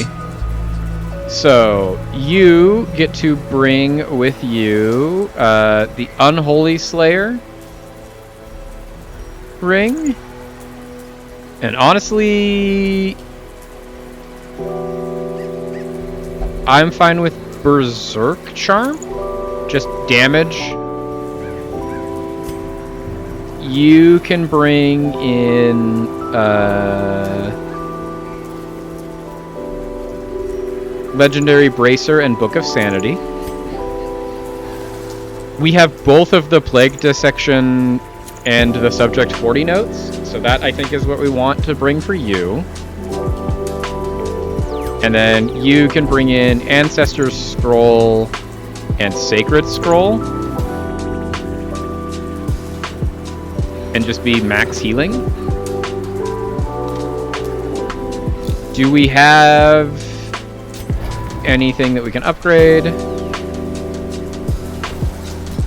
Percy, okay. We can get your skills upgraded.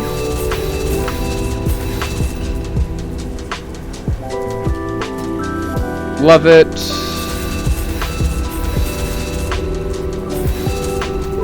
Cecil.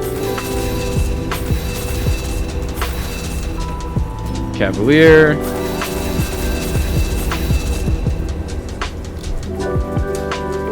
We don't have these upgradable yet. We need to get deeds. We are only like 8 deeds away. What's our deed trade-in? That gets us 6.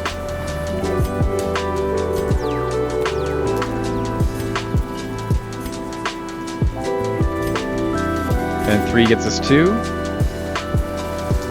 Let's improve armor before weapons.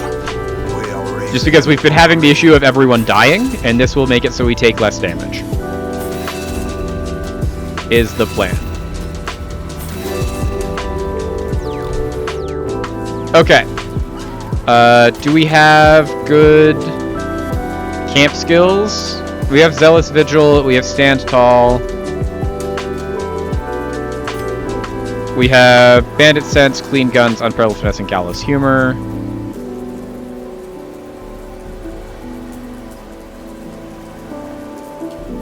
Got the good ones here. Sanctuary, Chant, Bless, Wound Care. Okay, we've got the good camp abilities. We should be good to go. Let's go try our first run of the day, chat. We're gonna go try and get this Ancestor's Lantern.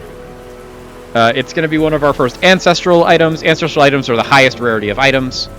They're generally just very good.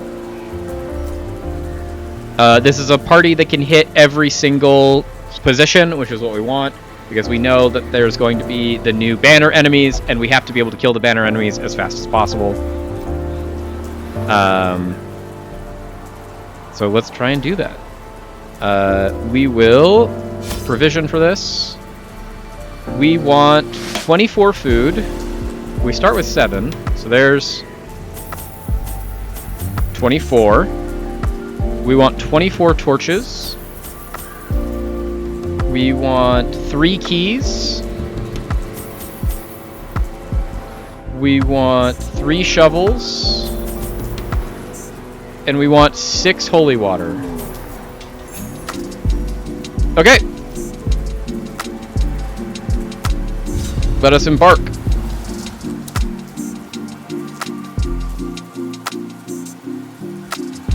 Pace out the halls of your lineage once familiar.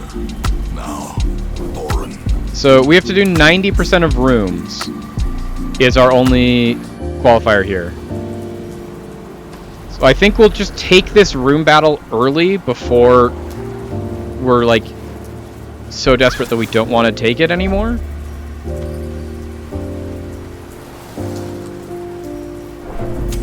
In Radiance, may we find victory. Okay. We actually brought a Vestal that can reveal this infamous Fusilier. So we don't have to worry about the stealth, actually. Such a terrible assault. I don't know that we're going to actually do that, though, because we might just have to immediately start trying to heal.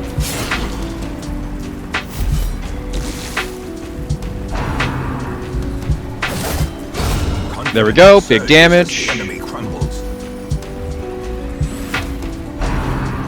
Point blank shot we don't love. I don't love that they dodged either. Let's try and get a stunning in. Nice, they had 90% stun resist and we were able to still get that across. Perfect. And then a great heal from our Vestal.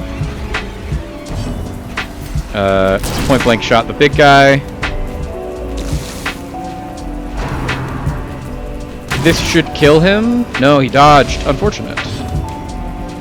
A singular strike. He's now going to be dead to his dot, so that's perfect. Just get some damage in. Heal everybody back up. I think now everyone's full health except for our Crusader. A powerful blow. There we go. Dead to his light tick. Unfortunate dodge there.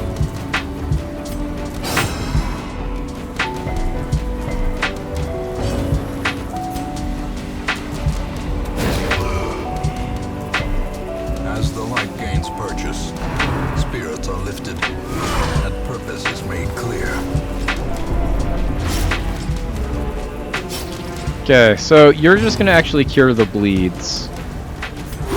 Cure that bleed. It also cured his bleed, which is nice. Heal himself.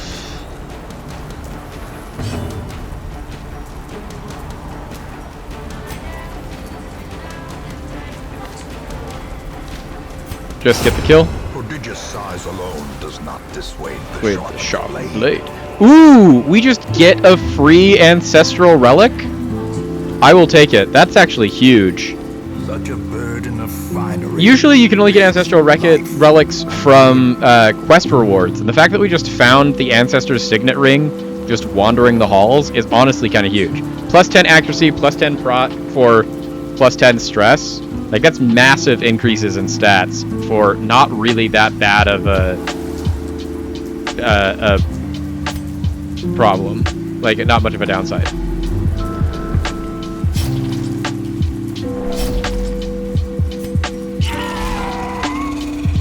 Don't love this fight, but of the fights that we can get in this dungeon, this is like weirdly one of the ones that used to be the hardest and is now definitely the easiest fight.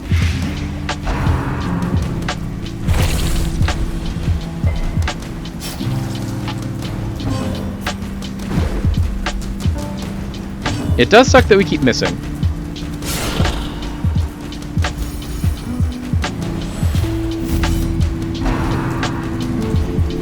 Perfect.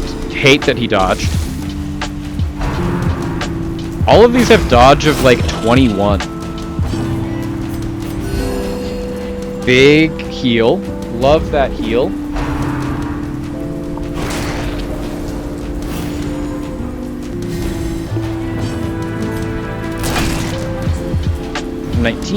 Okay. Can we kill here? Once again, Percy, maybe we need to give Percy a way to have higher accuracy. Like maybe he actually needs this ancestral ring.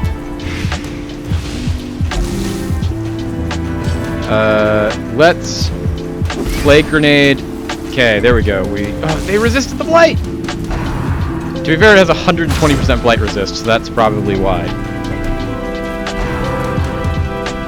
Please hit this time. There we go. No, we missed again. We'll just heal our own blight. I hate that crit. This one's dead to its blight, so that's actually really good for us.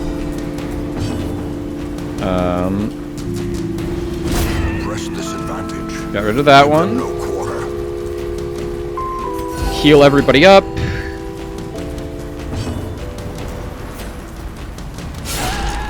That's a huge crit.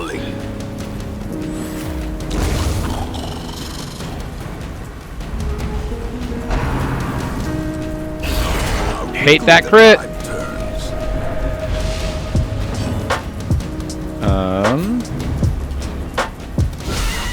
The ground quakes. So that's now dead to its blight. Big heals. We just gotta start getting heals on these people so they don't die.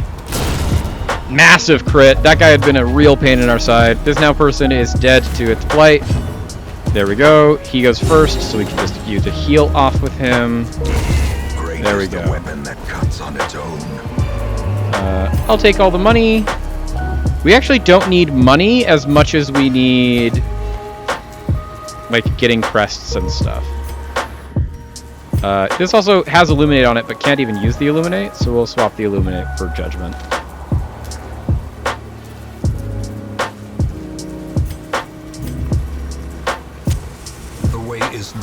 There we go. We require only the strength. Can we get a scout?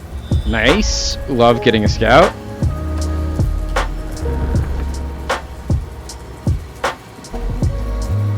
First hunger check.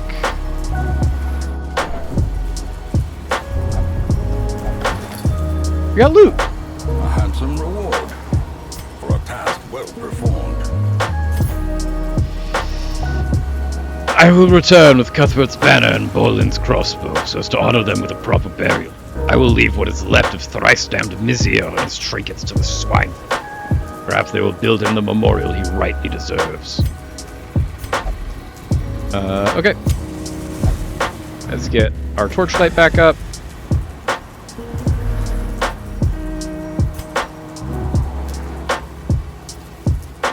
Maybe the accuracy loss on that is not worth the damage. Just give him the accuracy buff. Okay.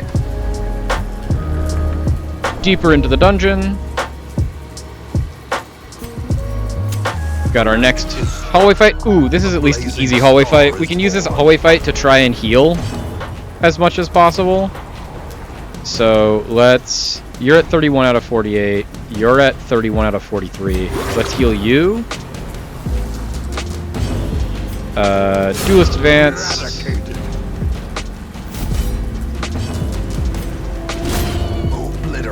Obliterate that. Heal everybody there.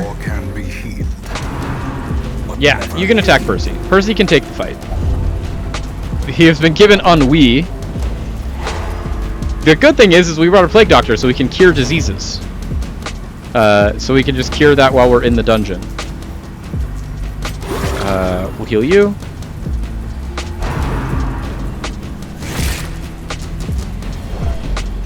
Don't give him a disease. Resistance to the disease. Heal everybody. And then we get out of this fight. The only thing that we lost in this fight is that you now, Percy, have ennui, Success. which means that he has even less virtue chance. Or is So it just merely we can't let him get as stressed as he is currently. But we can cure the ennui safety? when we take our first camp. Which honestly, let's just take that camp now. Let's get rid of this ennui before it can become an issue.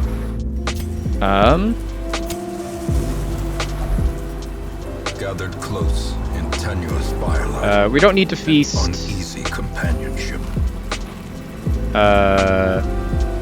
We'll have him do Zealous Vigil instead of using any of the other Prevent Nighttime Ambushes, because it heals the most stress from him. We will Leeches to heal the ennui. Gallows Humor, I think, is our best stress heal. Unfortunately, it got him more stressed.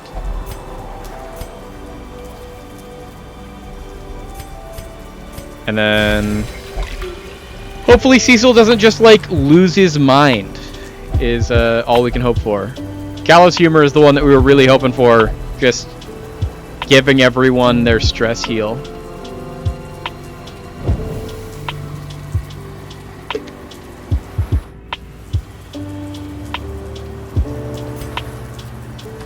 Okay, let's go do this room fight while we still have room to pick up the treasure.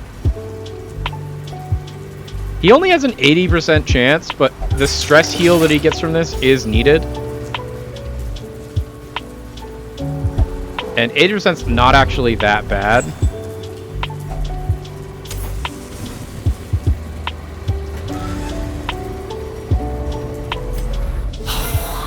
Okay, so here's our first one of these Bone Bearers. Which is the whole thing that we tried to bring this comp for, is to try and deal with these. We got a blight on him.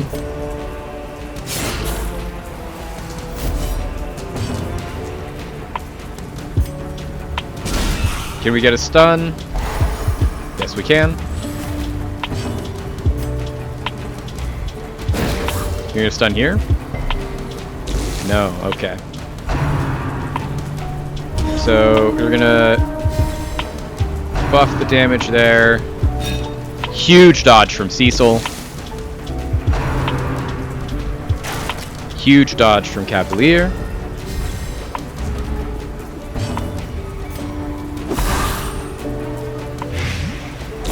So he's dead to his blight.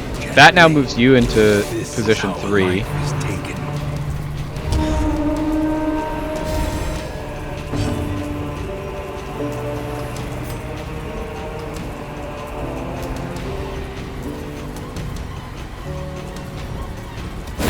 Can we get a stun? No, he has a 240% stun resist. We shouldn't even have tried that. The only thing we can do is try and get damage here. That's an unfortunate amount of damage that he is able to do.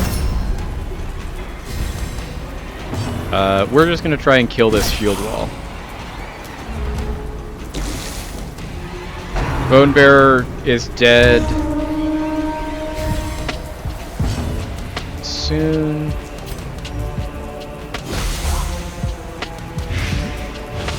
Okay, so he's dead to his blight.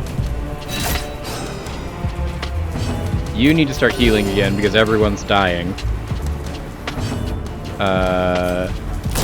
That'll kill the bone wall. Maintain the offensive. One point of damage away from killing this guy.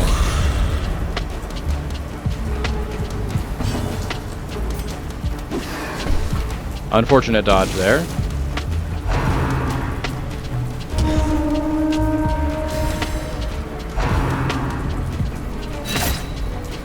Okay, that's fine. We can deal with that. There we go. We've killed the guy that's buffing everybody. Destroy them all. Damage is now much more reasonable. Let's just kill that guy since he does the most damage, and then we can start getting into the heals.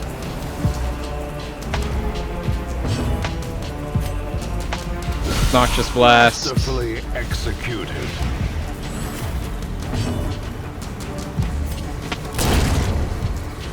Kill the corpse. Just heal everyone. No one's at full except for the Vestal.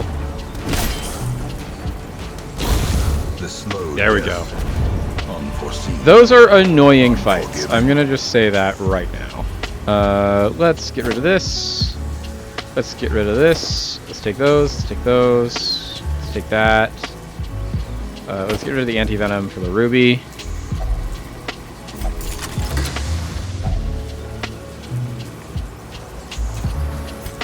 Okay, none of that is stuff we want, other than the torch. Let's see what our scout is, chat. Ooh, we found a secret room! Okay, let's go to the secret room.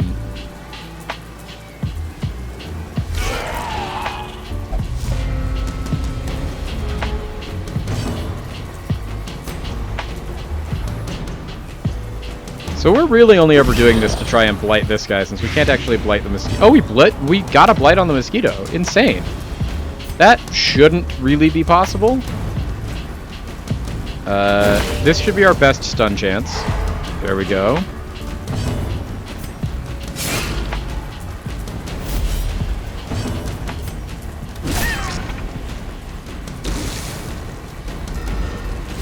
So now this one's gonna die to its blight on its next turn.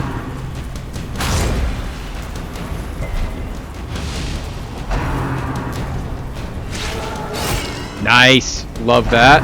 Ooh, can we get it again? Run it back? No, he got hit this time. But we can cure his blight with this guy. There we go. Death by its blight. Kill the front guy. Perfect. Love this.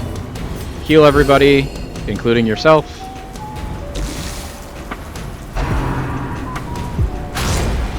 So much damage. And a bleed. Unfortunate.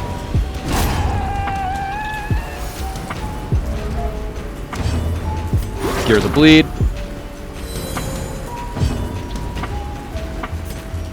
Let's start stress healing. Momentary abatement. Because the only people that can hit him in this position is our highwaymen and our Vestal.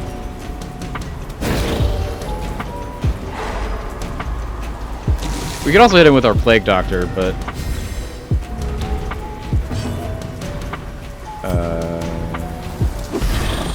get more blight on him.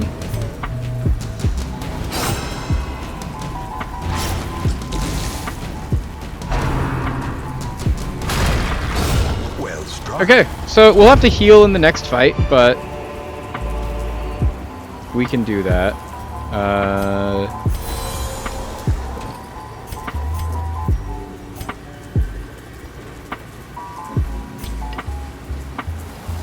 Ooh, we were messing around with confession booths last time.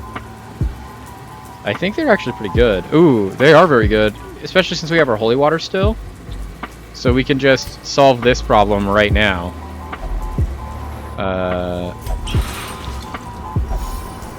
There we go. We've reset all of our stress on him.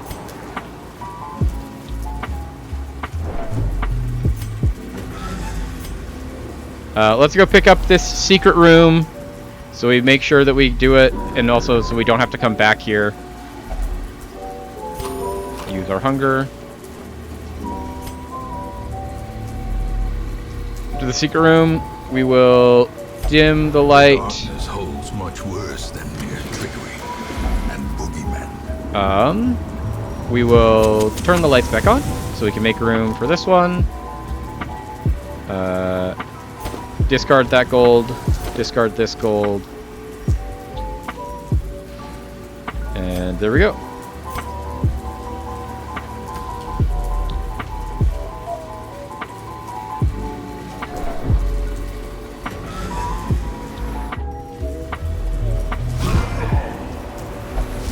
Interesting, so now I have the Brigand Raider. This is, I think, the first time I've seen that enemy. It is most weak to blight and debuff, so let's just start Devastating. Crit's also a great start to this. Divine Comfort, start getting the healing going because our Vestal isn't full health. Can you be stunned? You can be. Our stun chance isn't great. Impressive. We did get a crit though, and we got the stun. Perfect. There we go. Dodge. Unfortunately, we traded dodges there.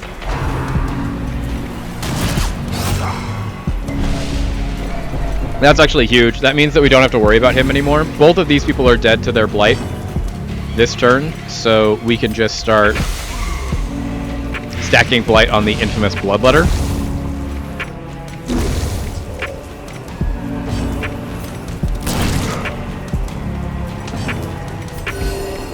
Okay, good heals. Everyone's topped up except for the Vestal. Nice, huge dodge, Percy. Still stunnable.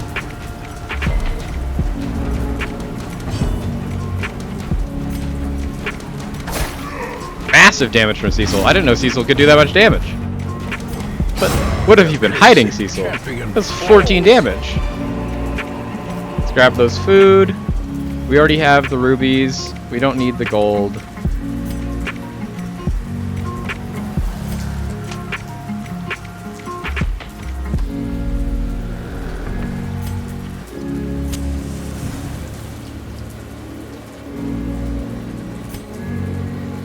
There's a fight. Okay, I was like, I thought this was a trap. It's not. It's a fight. Okay, this isn't a bad fight. It's all unholy. The really thing that we need to worry about is the Bone Sharpshooters and this one Bone Sergeant. But if we can get the blight on these... Let's just top up the Vestal. Ooh, that crit heal for 30 is massive. And this guy's just going to start killing things. Decimated.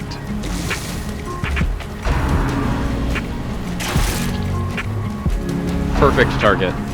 Just keep attacking Percy. He has the highest prot. See, that's why I didn't want you attacking the Vestal. The Vestal just took so much damage from that. Don't attack him either. That's another crit. What are these back-to-back crits? What are these back-to-back crits?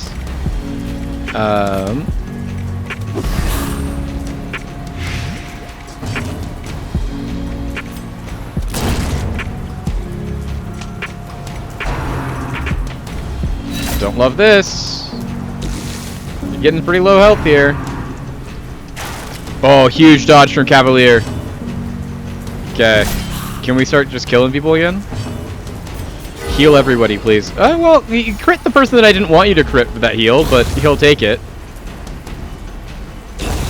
There we go. We got all those off.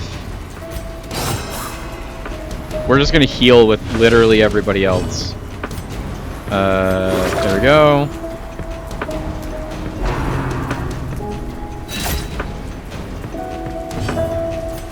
Big heal for everybody. Big heal there.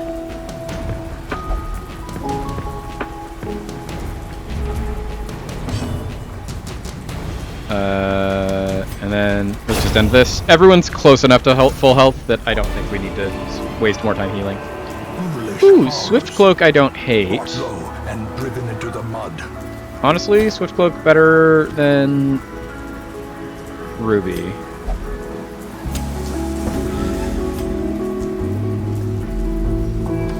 I think we're gonna rest once we get into this next set of hallways.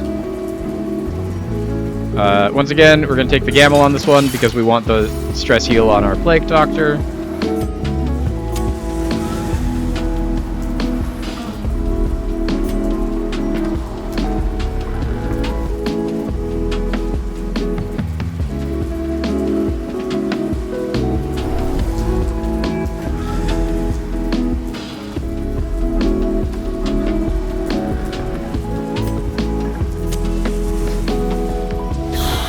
Okay, so we have another one of these horrible fights with the guy that buffs everybody. So, let's start trying to get... Okay, that was a bad start.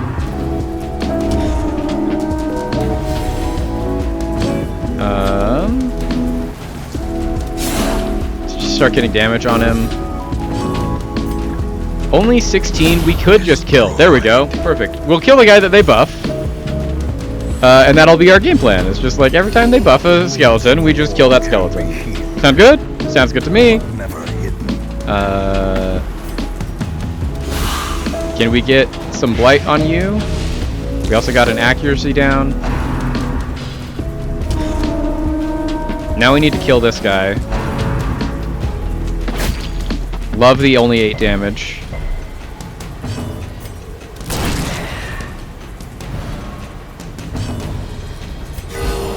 Ooh, massive crits on those heals. Okay, so now this guy is dead to his blight.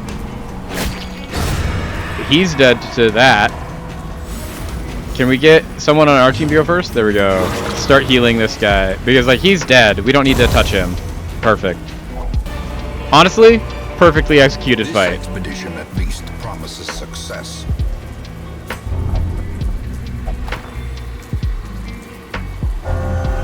Weirdly, we got... So, like, those stacks of books are bad. Like, we should never interact with them. I think, specifically, that's like a 25% chance that we just got of it being a positive quirk.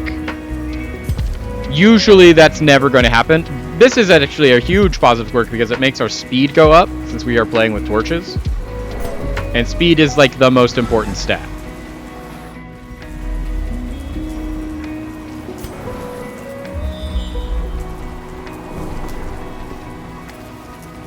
Well, I think... A spark without kindling is a goal without hope. Let's do bandit sense. Let's clean our guns. Let's unparalleled finesse. We found enough food that we could actually feast in this, which I think is huge.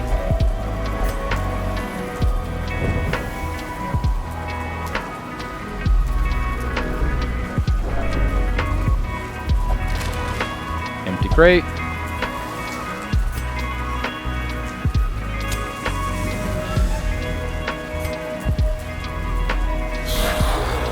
Ooh, I hate this fight. Bone generals are annoying. Double sharpshooter is just like kind of crazy damage. They crit so often is the thing that I hate most about them. Can we get the stun? Unfortunately, no.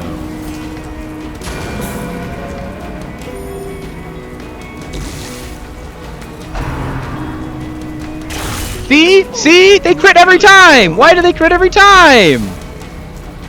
You better not also get a crit. Okay, there you go.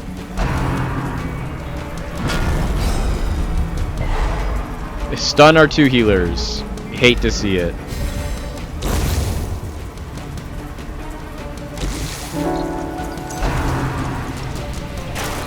Huge miss. Huge miss.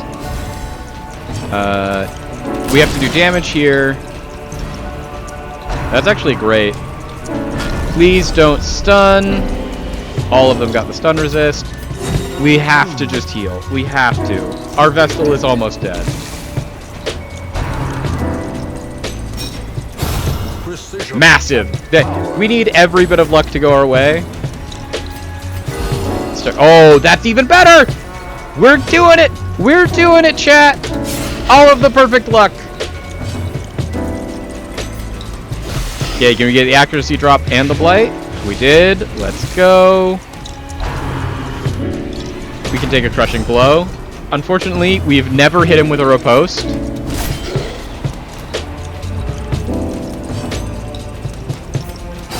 I don't actually want to kill him yet, because we'd like to get another heal off. Wounds of war can be healed. There we go. Okay. We have undone all of the horrible tragedies that happened to us in this fight. We'll take that. We'll take more busts. Remind yourself that overconfidence I'll take this gold. is a slow and insidious killer. Sarcophagus. Do we want to have a key to interact with this? No, it's just fine. Most of the time it's just going to be gold and heirlooms, so we can just kind of open this. Finding the stuff There's is only the those. first test. Now it must be carried Probably home. should have taken that gold, but... it's not going to be the last time we see gold. Salvage the unburned torch. Thank you. Since look at this, it's just going to be even more curios. Because we only need 90% of rooms, I don't think we're going to go up here. Because we don't need that room.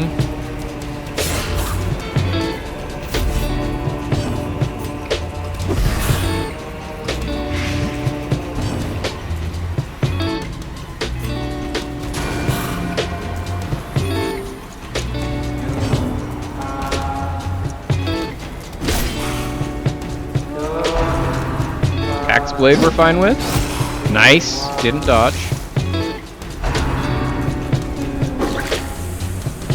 Bone royalty is now... That one's dead to its blight. This one will be dead to its blight next turn, so we don't need to target either of them. We can just target up front.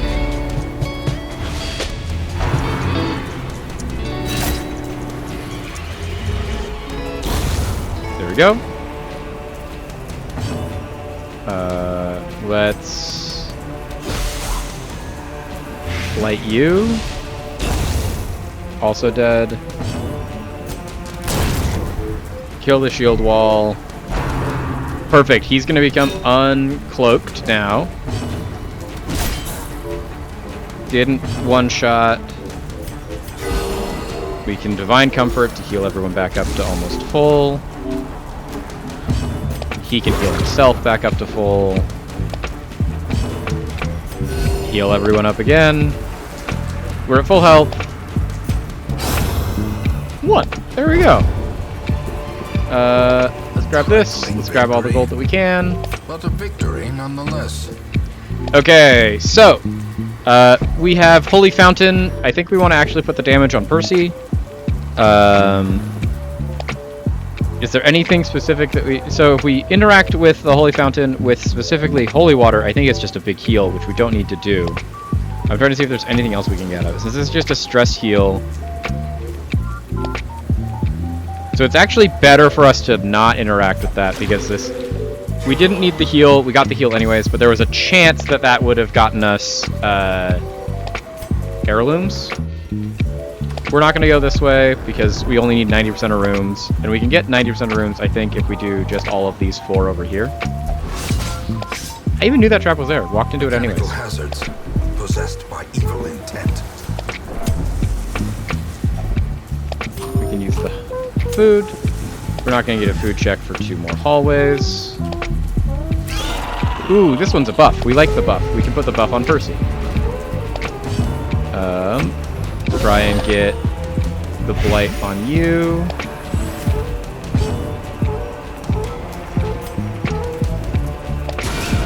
Huge crit. Love to see it. No! Unfortunate dodge. Massive crit though. Okay, we got rid of 1 supplicant immediately. Massive, massive result for us.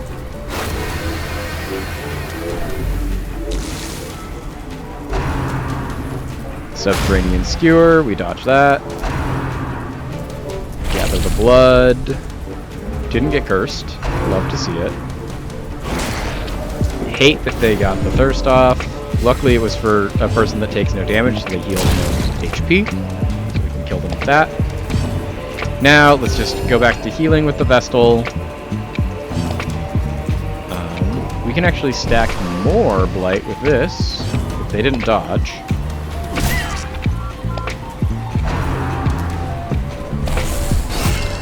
Okay, good damage. We can kill him next turn. We can heal most of that off. Cecil being stunned is, like, of the 2 options there, the better of them for getting stunned. Because he's the least helpful currently.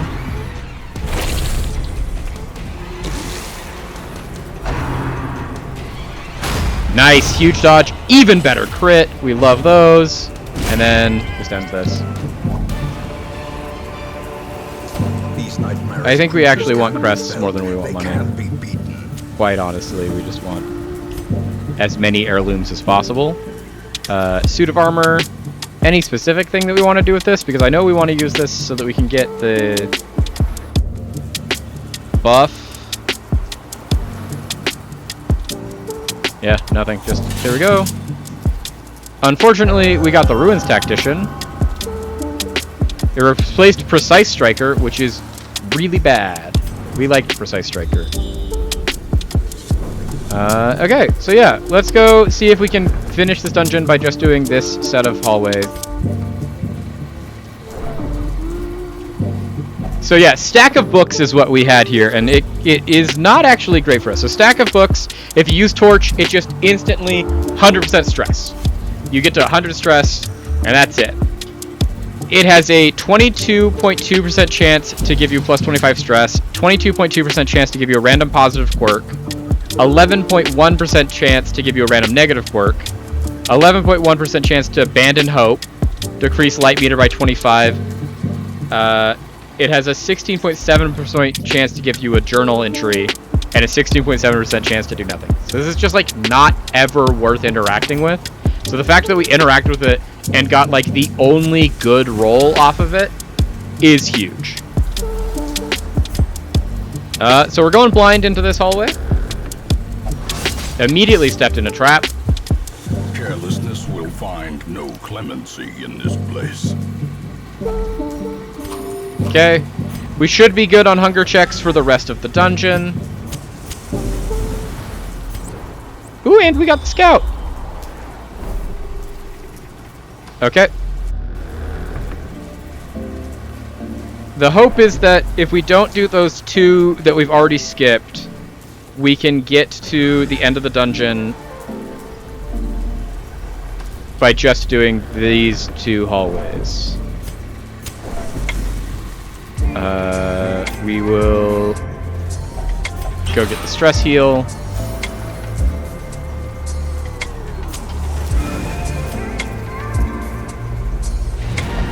Yeah, so that was it. Perfect.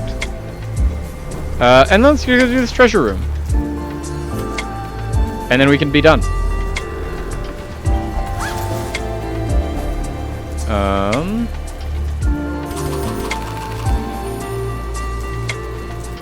Actually, let's even take this Throbbing Cocoon fight, so we can get the invite.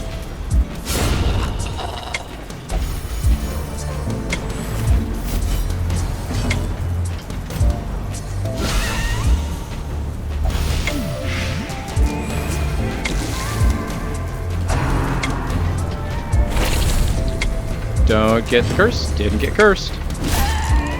Okay, so now he's dead to his blight. Heal everybody up. It was only healing ourselves, so we could have just used the self-heal. He now has the curse. Unfortunate. But it was worth it to get the end result.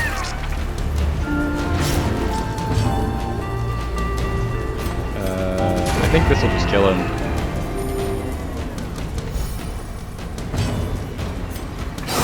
There we go. Okay, fight done.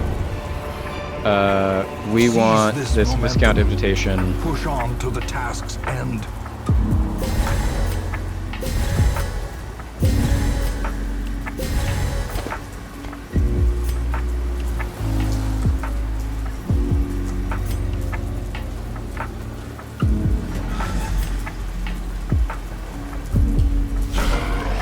Okay, this is an easy fight. This is a really easy fight. Unfortunately, we didn't get the surprise, so that we are, gonna take some amount of damage here. But it should be fine. We can get the plague grenade off, light the back link, get to the point where we're hopefully gonna kill this cutthroat, heal everyone up from that opening barrage. Rain of Whips at least doesn't do a ton of damage, it just is mainly the bleed that we care about. We can heal the bleed with the Plague Doctor, so that'll be great. Stun? resisted the stun. Unfortunate.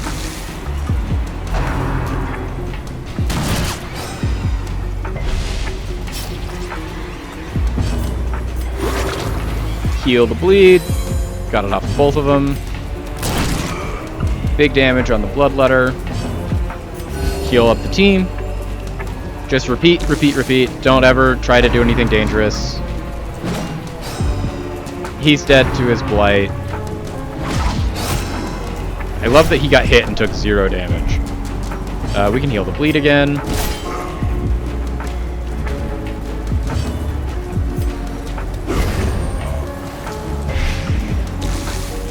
Now he's dead to his bleed. Unless he dies to this. Nope, we still missed every time. Keep up our riposte. The bigger the beast, the greater the glory. Heal everybody up.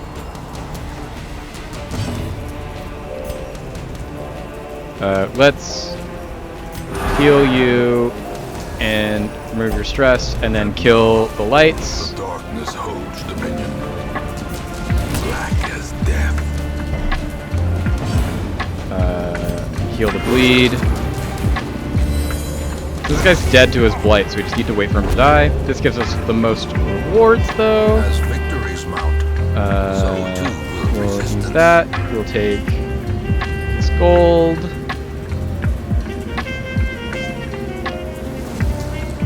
What is this journal page? We've already read that journal page. We're good. And then let's use our skeleton key. Wealth beyond measure. There's those. There's The brave and the these. foolhardy alike. There's that. And let's get out of here. The shifted corridors And now we have the Ancestors' Lanterns. So we have a permanent minus 20 chance to party surprise and a plus 20% chance that we surprise all the monsters. For the trade-off of the person that's holding it gets 10% more stress. We got a lot of busts. We got some deeds. We got a lot of those. We collected, honestly, more treasure than we spent to go in. So that's nice.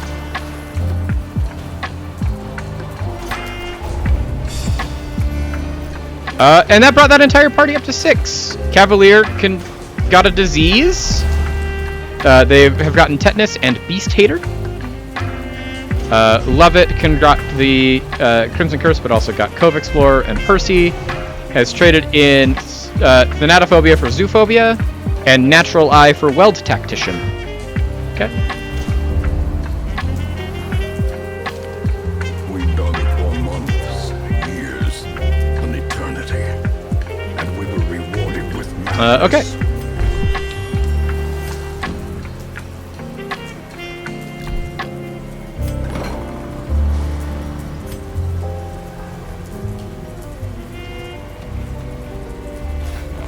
Curious methodologies and apparatus can calm even the most tormented soul.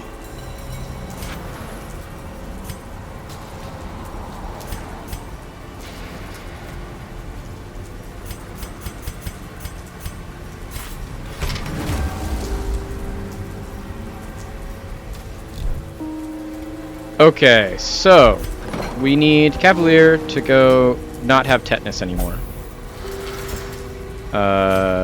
We want to put Reynald in the treatment ward since we want to lock in the Warrior Light and we want to get rid of Ruminator.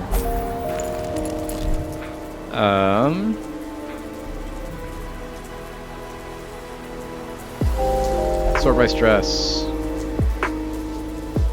Bosanquet is still our most stressed, and Thibaust will only meditate. Torment is already meditating. Torment checked himself in. He's like, nah, we're good. I'm gonna go meditate. Perfect. Thibaust can join you. Bosanquet is not allowed to gamble. That's the only thing that's preventing them. Go get drunk then. Nomad Wagon, nothing we care about. We can start selling some things that we don't want, though, or that we have duplicates of that we're never going to use. Of, like, we don't need 2 spiked collars. Don't need a second sacred scroll.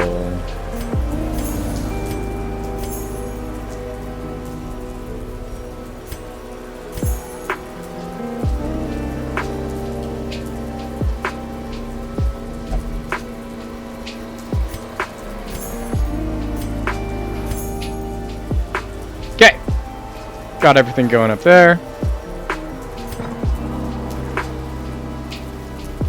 Stagecoach. We got another shield breaker.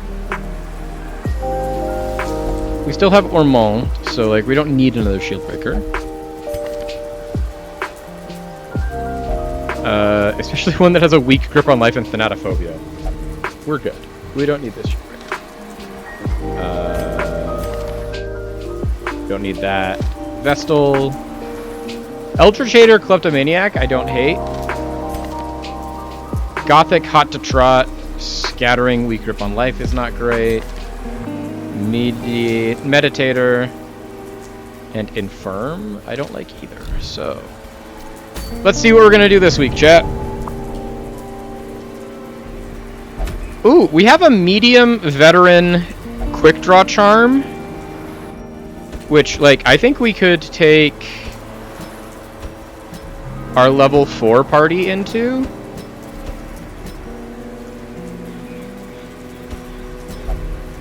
Pretty easily. Go do this. That'll get them all to 5. I don't hate that. This is a good charm to have. It's an easy dungeon to do. Is there a better champion? Like, we don't need a Dark Tambourine.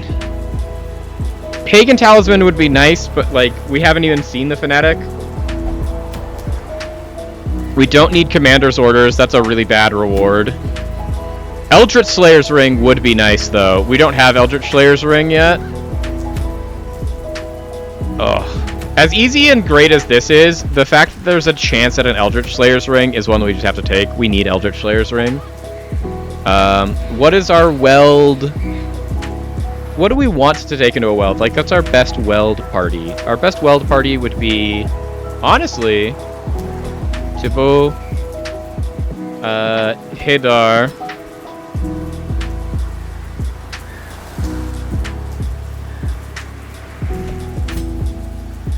Viewpont,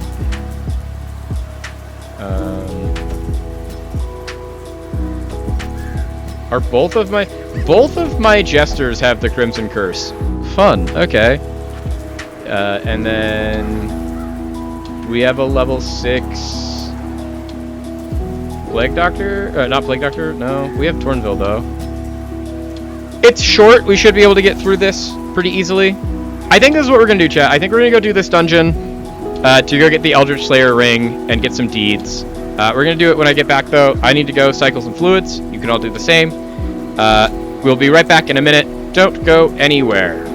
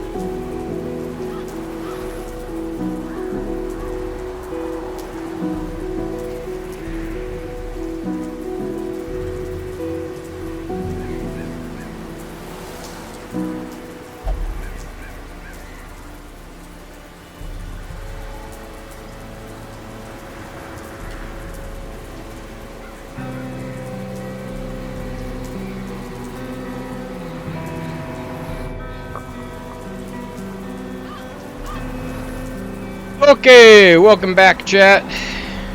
Let's go do this dungeon, shall we? Let's get ready to embark. I think what we really need is something that gets accuracy up. Give you Berserk, and then let's give you Focus Ring. Or, now that we have Ancestor's Ring, let's give you Ancestor's Signet Ring. It gives the same benefit of accuracy, but it also gives you prot. You can have your Vengeful Kill List and the Ancestor's Lantern. Bright Tambourine.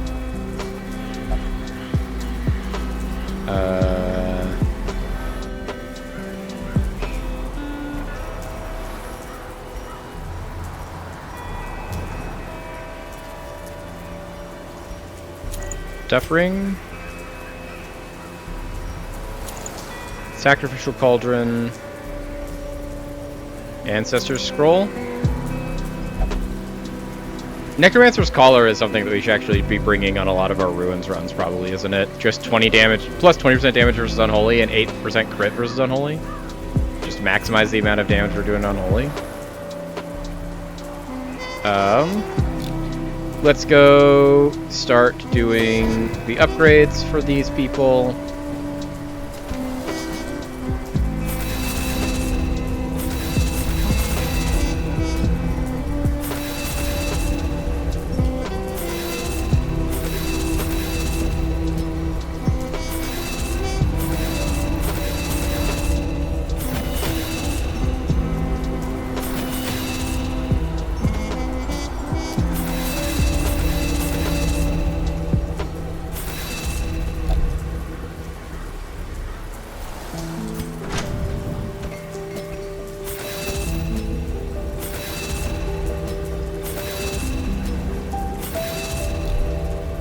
Okay, so this time we do actually kind of need to prioritize picking up some money. We are pretty low on money. So let's prio that. We are going into a short dungeon. We likely won't have to bring a ton of stuff. We only need 10 food. We need 10 torches. We need 1 key. We need 2 shovels. We need only 1 herbs, and we have 2, so we're good. 2 band-aids, and 3 anti-venom. And then, because we're bringing someone with the disease, we'll bring just a stack of blood in case we need it. We're doing this all just to get an Eldritch Slayer's Ring, but Eldritch Slayer's Ring, like, we know how much Eldritch Slayer is in this game, and we can guess probably the Darkest Dungeon is going to be all Eldritch, so having an Eldritch Slayer's Ring is going to be actually very important. Oh, he's wasting, so we're going to immediately start with, hey, just have some of this, bud.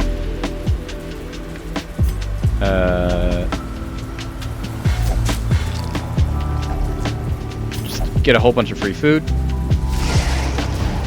Giant Ectoplasm. This is Eldritch, and it's our first Eldritch enemy that we have seen. We're going to start buffing. The blood quickens. Vulnerability Hex on this guy. Singular strike.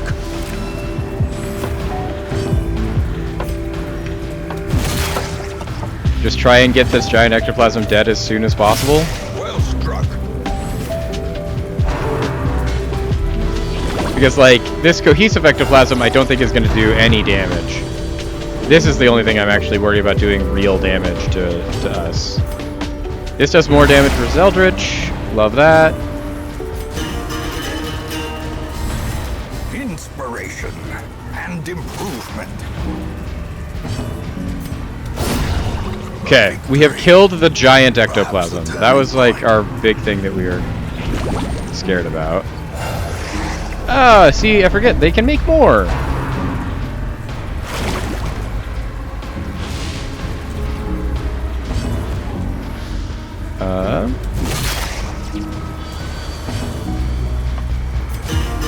Just keep the buffs coming. We don't do any damage, so. Perform beyond one's limits. Nice. Those are 2 huge crits, honestly. A big chop. Also a huge crit. We love the crits. Double crit, baby! Death waits. Okay, now we gotta start healing. Slightest lapse in concentration.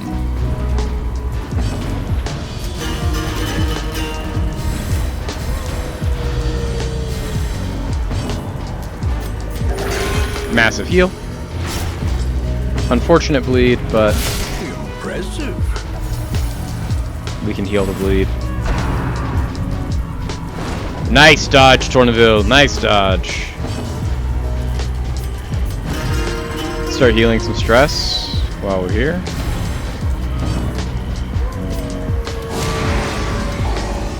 Get the mark on.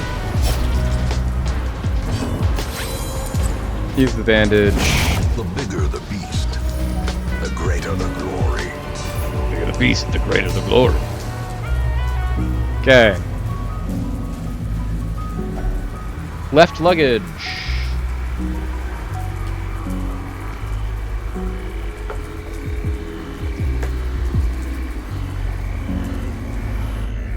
Skeleton key or anti-venom? We have more anti-venom than we have skeleton keys, so let's use the anti-venom. If only treasure take all that. could staunch the flow of otherworldly corruption. Oh, this is an annoying fight.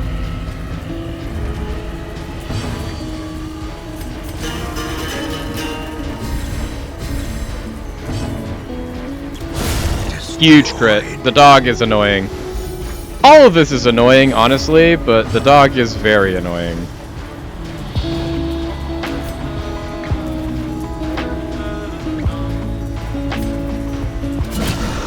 The ground quakes. A brilliant confluence of skill and purpose. That was the worst heal we've ever had from one of these guys. Like, we've gotten zeros, but that was literally like, usually we get zeros and they don't bleed. That was literally a 1, and then he's gonna bleed for more damage than we would have healed him for. Tide turns. Okay, let's fix the bleed, fix the venom. Press the Massive strike. crit, love it. Give them no quarter. Unfortunately, we have no other option other than to also try and just heal him again this turn and hope that he doesn't get another bleed proc. Okay, so we got an actual heal and he resisted the bleed this time, so that's perfect. They can't ever do their Mark of Prey from this place, so they're largely ineffective at this point. So that's nice.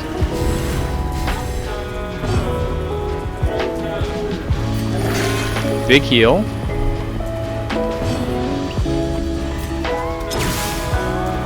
Get the stun. Nice.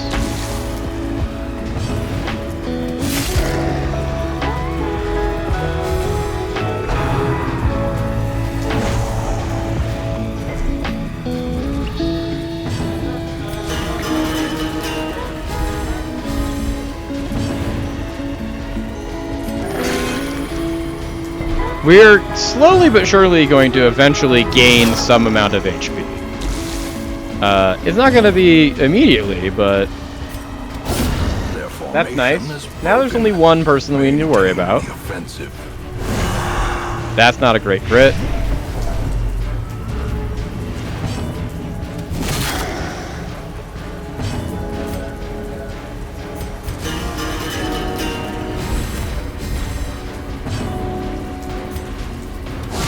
A devastating blow. Will I heal better if I use my Solemnity? That's the best heal we've had yet! Why have we been doing anything else? That was the best heal ever.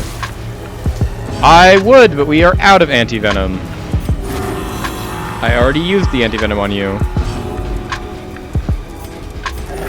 There's a good heal. All can be healed, Finally, we're getting good heals. never hidden.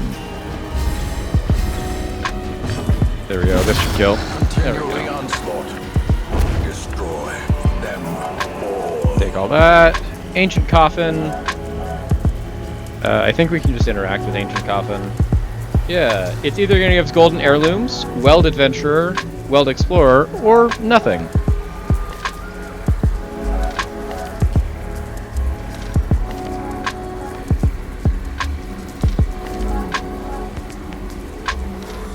I guess you, if we get that. We didn't, we got those, Finding the perfect. stuff is only the first That's test. what we wanted. We didn't Now it want must to be actually carried get... home.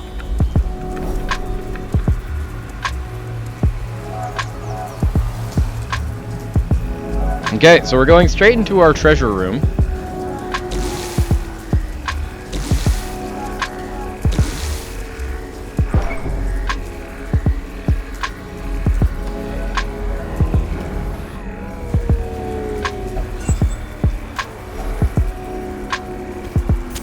In Radiance, may we find victory. Okay, treasure room. Oh no! These are the first times we're seeing these enemies, and I know a little bit about them, and all I know is that we should be deeply afraid.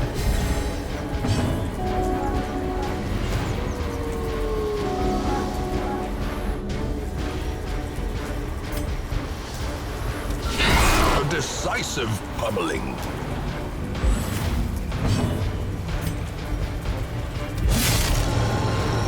This giant can just do crazy damage.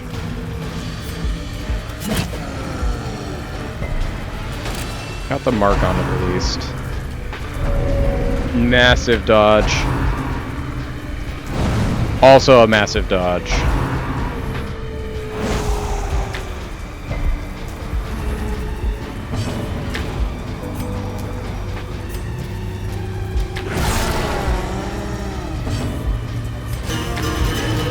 That's why we do the buffs, baby, so that we can keep dodging all of these things.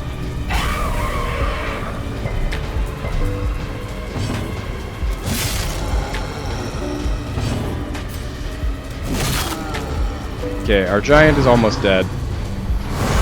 Such a terrible assault cannot be left unanswered. We are unfortunately going to start using our occultist to heal. That's a good heal.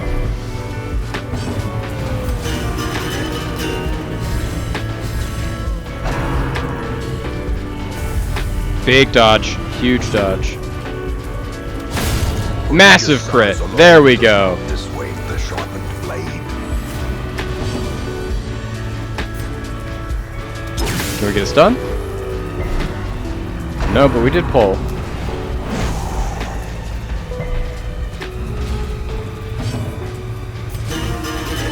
Okay. Can we get a big heal? Nope, that was a 6. To be fair, he does get less healing across the board because of his Berserker mask. Masterfully executed. That is a thing that we know.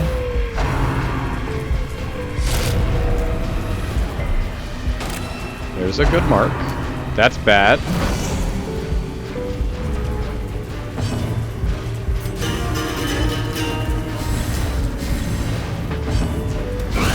There we go. Okay, we have killed the scary things. Now we just have this fungal clawer, and we're fine with that.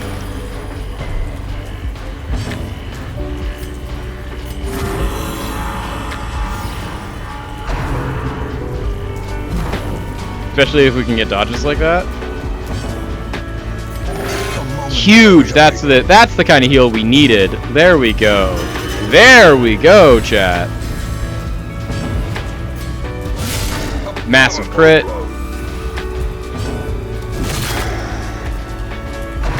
Now we're almost to the point where we're doing enough damage. Oh no, they just undid our huge crit heal! Okay, we'll take the 8s.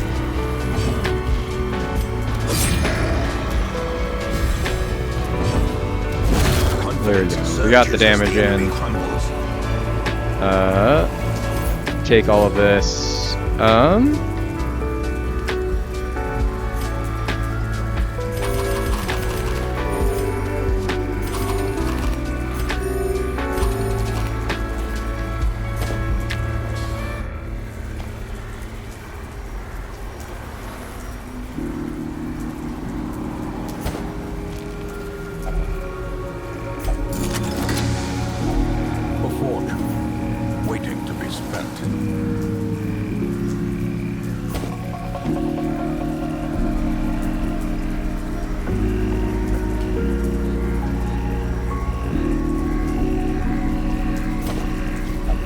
In case we find another treasure room, just take another key. So we need to do 90% of rooms, which means we kind of have to go both directions anyways, so we might as well just start going top.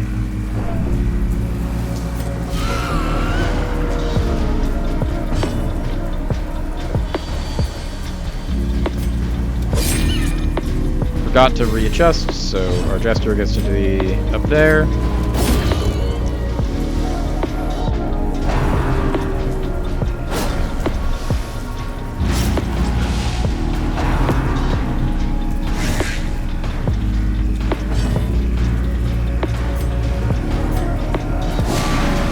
Okay, we got the vulnerability hex in.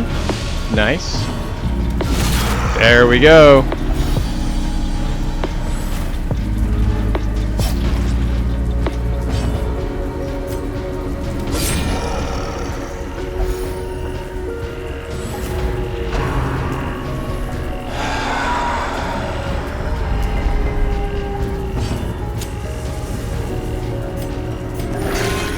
Bad heal.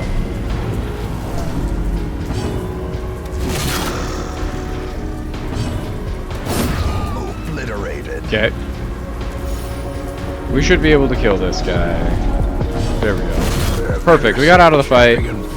Let's readjust our team position. Seize this momentum. Push on to the task's end. Also, we, I think, want to adjust what is on this guy. We still want both of these, but I think we're fine with Harvest and Slice Off. But the whole reason we brought him here is because everything here is weak to bleed, and he's our most reliable source of bleed.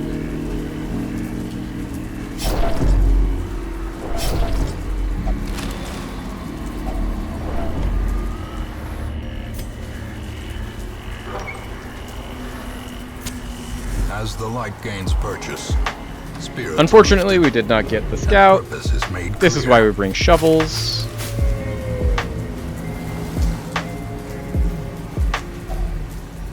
Okay. First hunger check. The way is lit. The path is clear. We require only the strength to follow it. We can interact with this. I think it's better if we use a shovel, but I don't think that we need to use a shovel. Oh, it's only bad if we don't use a shovel. And I don't want to use our second shovel if we don't know if we are free and clear to not have to deal with...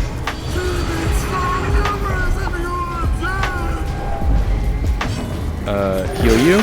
Perfect. There we go. Already perfect. That's all we needed. He's now fully healed. Get the buff going. Honestly, let's end this.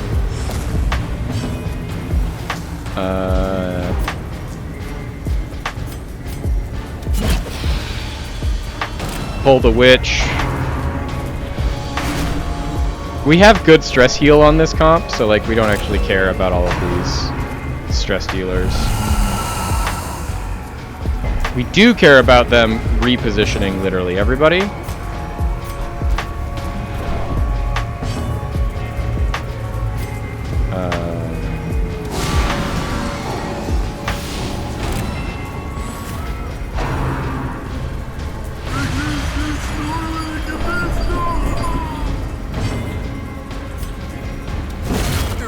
There we go. We can just start getting some damage in. Move him forward. Crazy damage. But we did give him a thing that he takes more damage. Get the buff going. Now that the buff's up, we probably need to start stress healing a little bit more aggressively.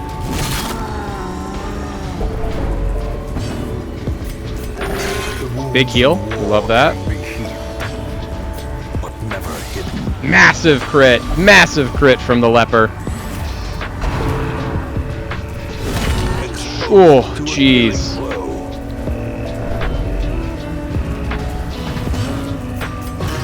start stress healing because he's almost dead. Please have him go next. So he can heal himself. There goes the giant. Has no intrinsic merit. This doesn't do damage, so we're fine with that. Examination be considered a virtue.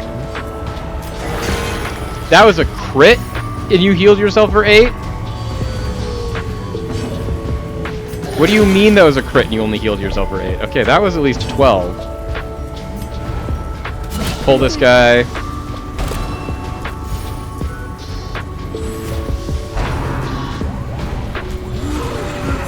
See, that, at least he didn't use that move last time.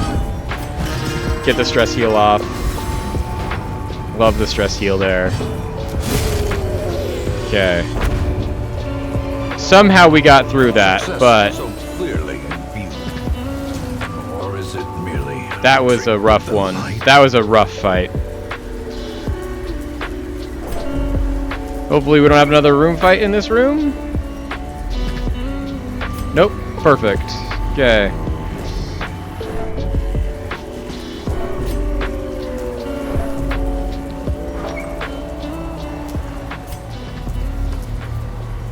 So no room fights, just one of the worst hallway fights we've had to experience. We need to find another curio that'll give us food, which is most of the curios in this entire dungeon system. We only have one more hunger check worth of food left.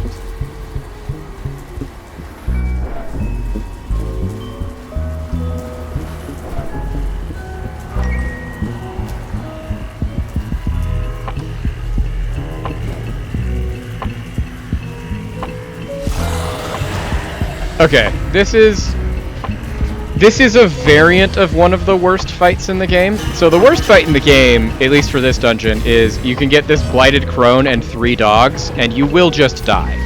Like, that fight will just kill you out of nowhere.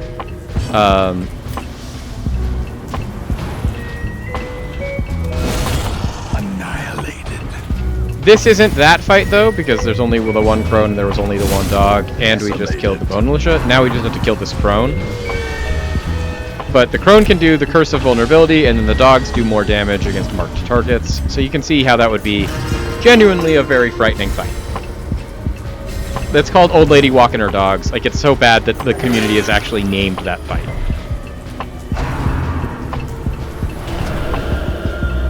We also have to be, like, constantly stress healing him because he is going to get to 100 stress. It's just an inevitability at this point. These nightmarish creatures can be felled. They can be beaten.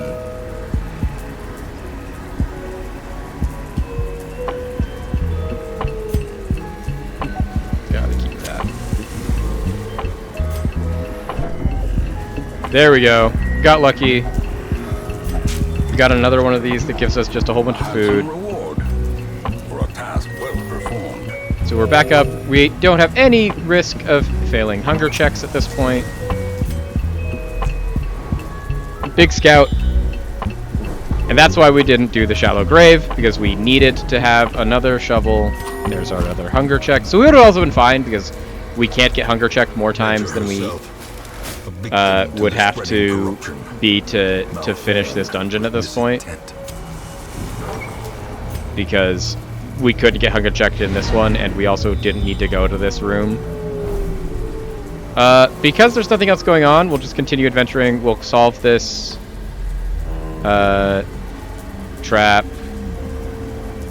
How bad of a trap disarm chance do you have? A 60%, so it is a coin flip, but we're looking for as much stress heals as we can get.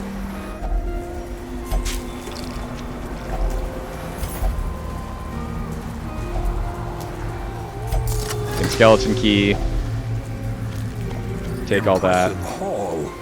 And then let's just get out of here before anyone else can get any more stuff. So we got actually quite a bit of treasure. Reduces the isolation of our troubled estate. We got our Eldritch thing. We got so many deeds. Honestly, that's the most impressive part of this. Oh, and we got now we have Tornville and Hedart up to level 6. Hedart has gotten Manslayer, replaced Hot to Trot. That's bad. We liked Hot to Trot. Balanced instead of Ruins Explorer, and Ascetic. So he just, his own heal, he is worse at receiving. That's honestly the worst. We might have to pay to get rid of that. Women and men. A new crop of soldiers Aspiring and Corpses. outlaws, 6 more recruits than usual. and corpses. Let's see if any of them have really busted things. Bosanket has just left. The road is Sick. clear. Bosanket went on a drunken bender and hasn't been seen since the previous evening. Let's see if there's any good ones. Oh, so we got a level 2 Grave Robber. Eldritch Hater Natural are good.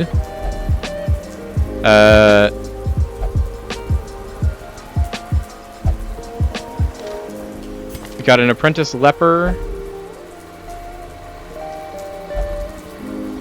None of those are good. Apprentice Highwayman. On Guard, we like. Faded, we love. Honestly, we might have to just recruit this guy. These two, just these 2 positives, On Guard and Faded, are so good to have.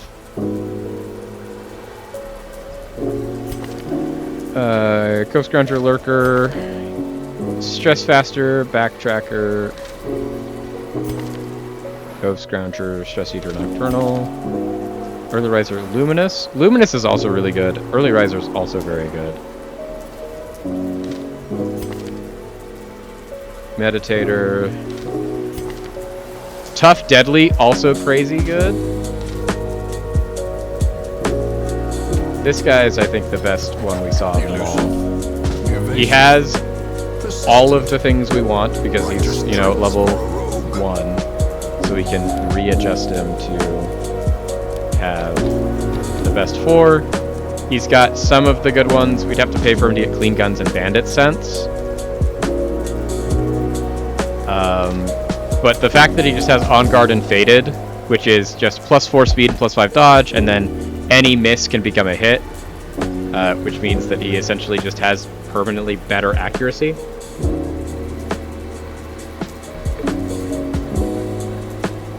Also, never a bad idea to have more things, because like Torment right now, for some reason, doesn't want to leave the church.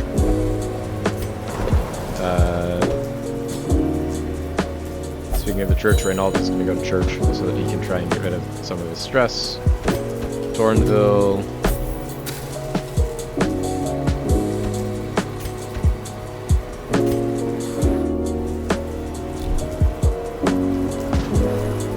Okay, what do we have going on this week?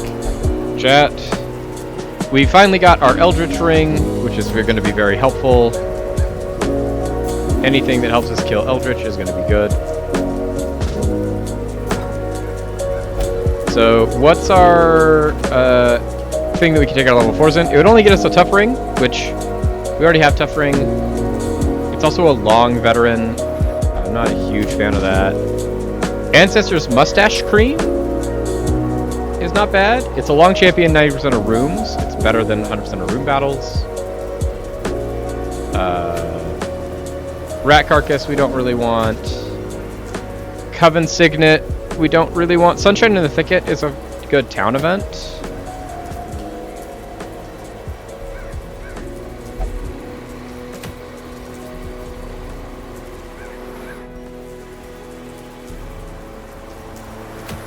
I think this is our best bet, is to go into this dungeon and get the Mustache Cream. As far as like the reward we want the best. So let's try and do that.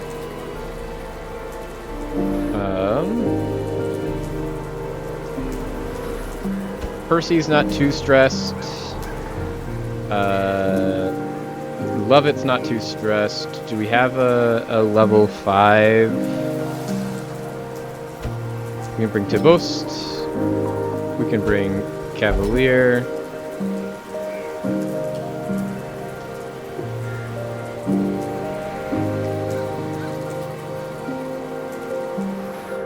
Torment is, you know, caught in constant vigil and prayer. We can bring Lovett. This will be our ruins. We will bring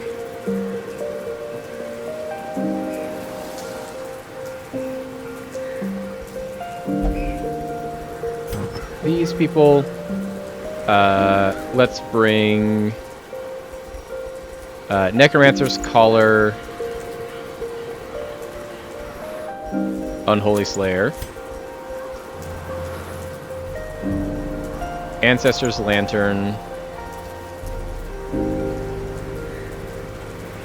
Legendary Bracer, Sacred Scroll, Ancestor's Scroll. We want to bring stuff that makes it so that we are harder to hit. I'll take a Tough Ring. I'll take a Feather Crystal. Actually, we'll bring a Sunquake. It gives us higher dodge and higher prot.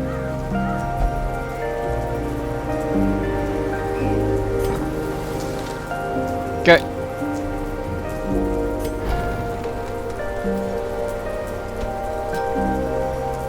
Already upgraded, already upgraded, already upgraded, already upgraded.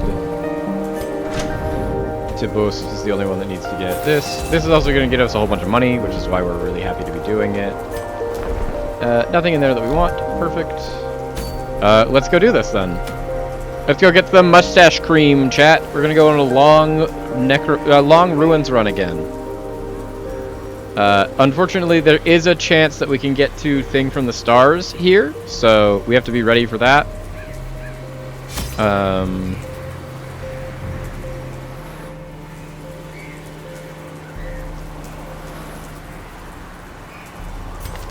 We will bring Holy Lance in case we get shuffled.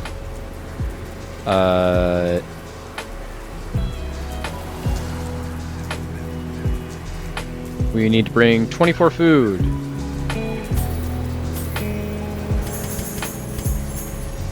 We want to bring 24 torches. We want to bring 3 keys. We want to bring 3 shovels. And we want to bring a full stack of holy water. Okay. Let's go make some money, chat. Bringing an antiquarian on this run. Antiquarians are great for making us money. Pace out the halls of your lineage once familiar. We need to do 90% of rooms.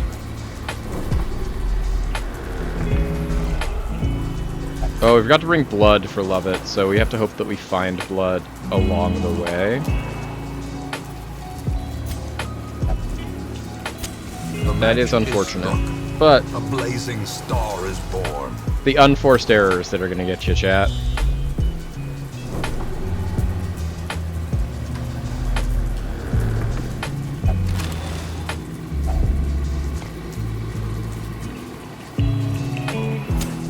As the light gains purchase, spirits are lifted, and purpose is made clear.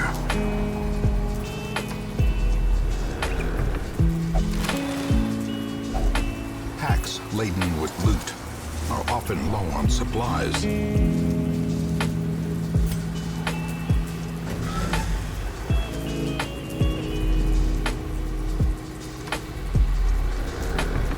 Okay, so we got to use one of our shovels here. That's what we bring it for. So the unfortunate thing is to get blood, we actually kind of just have to take this fight. Because this fight can allow us to get blood.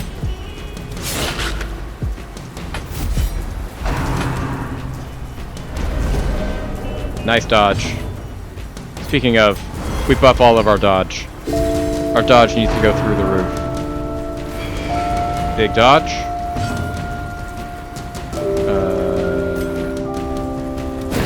Can we get the stun, please? No. Unfortunate. Honestly, this is perfect, because this allows us to do this.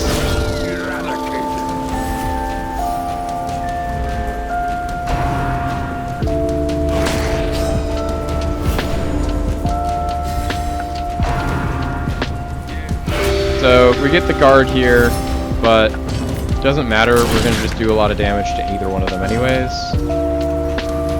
If we can stun here... The light, the promise Nope, of we didn't, safety. so we'll just kill him. And then... I know I'm marked, but instead attack him.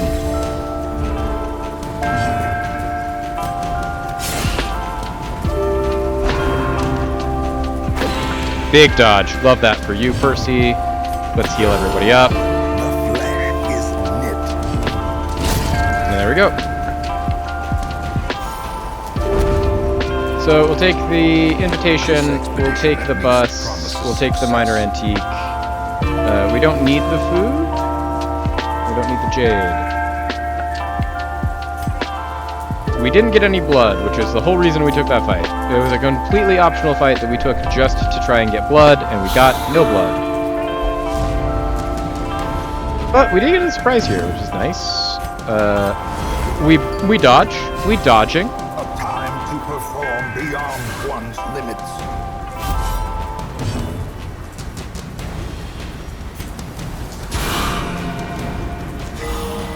Huge crit on the heal.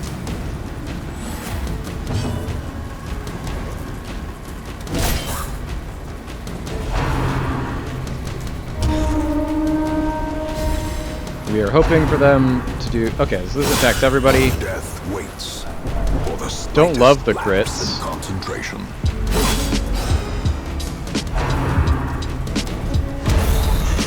Gets another one. That's a nice crit. Puts them in perfect bonking range for our Crusader. We need to start healing really bad.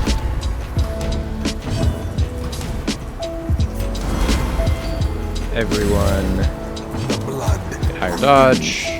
Massive heal from Cavalier. Let's go.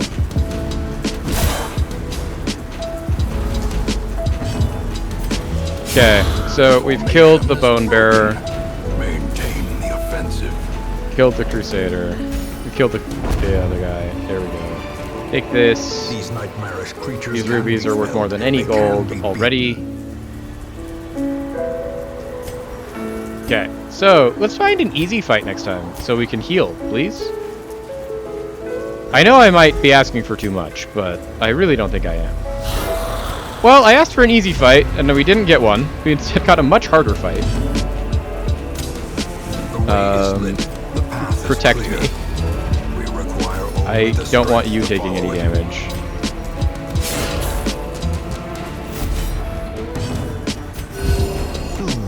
That's a good heal. Sedated. If we get the stun, great. Perfect. That's exactly what we wanted.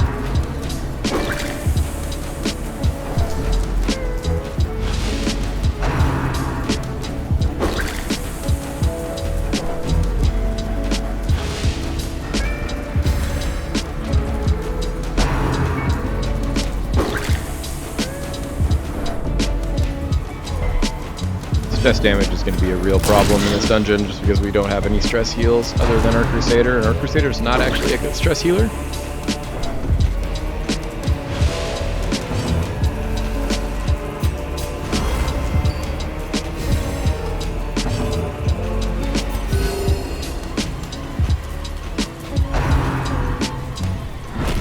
Nice dodge. See, that's why we bring the Antiquarian.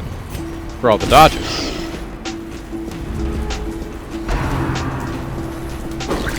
We just really need Percy to Virtue proc. If we get a Virtue proc out of Percy, that would be huge here.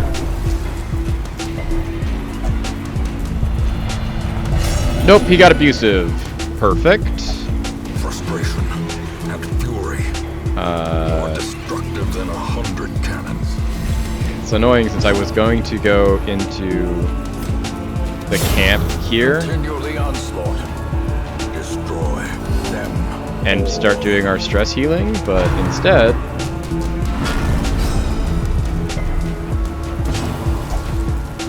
he's just going to be abusive.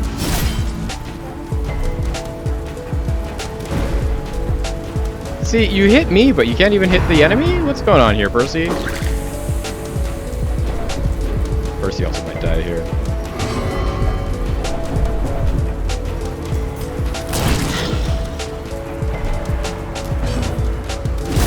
The bigger Okay, the we have beast, killed all of them the now. greater the glory.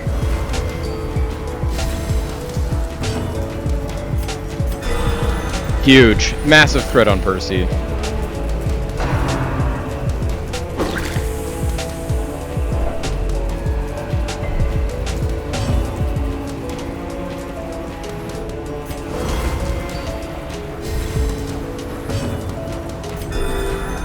Big heal on Cavalier. Now everyone's full health. That's nice.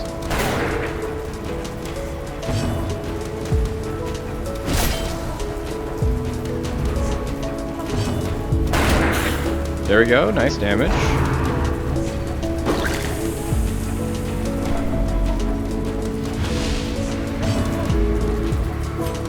Can we get 6 out of you? Why is their dodge so high? 34 dodge is ridiculous.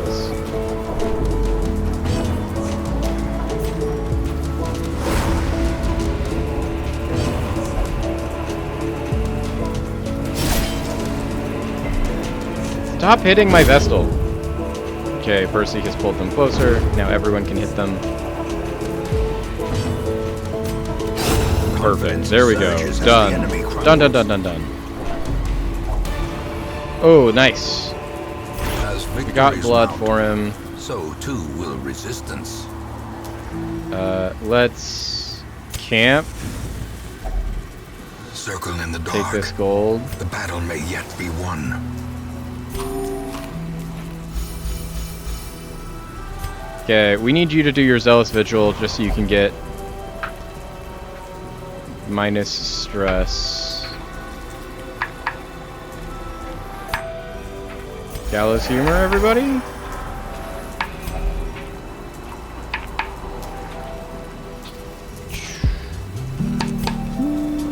Can't. Okay, we got him down below 100 stress. It's kind of the best that we can hope for.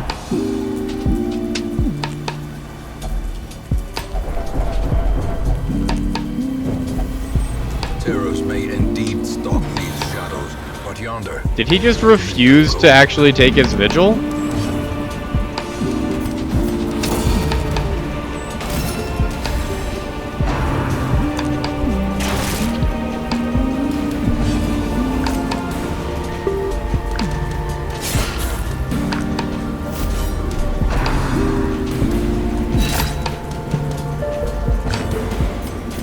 a momentary abatement. Dazed, reeling, about to break.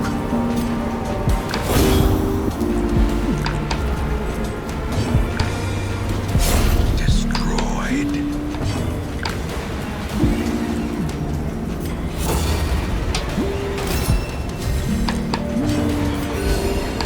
Okay, we got good heals going. Like, the thing is like, at least we were able to take this fight pretty easily. Disadvantage. Give them If no things are gonna, not work.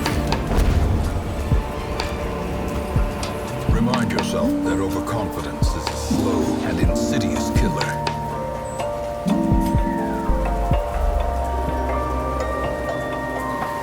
What can we even get out of Sarcophagus, and do we want it? We can get golden heirlooms.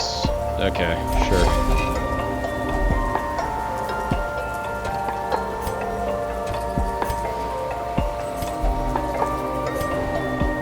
We got a scout. We'll take a scout. Ooh, we got a super scout. Stepped into the trap. I knew it was there. Watch your step.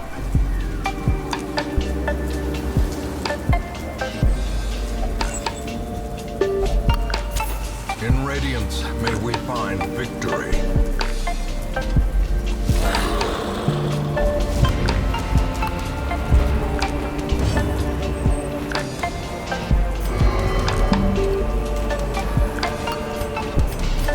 Okay, we'll just get everyone there.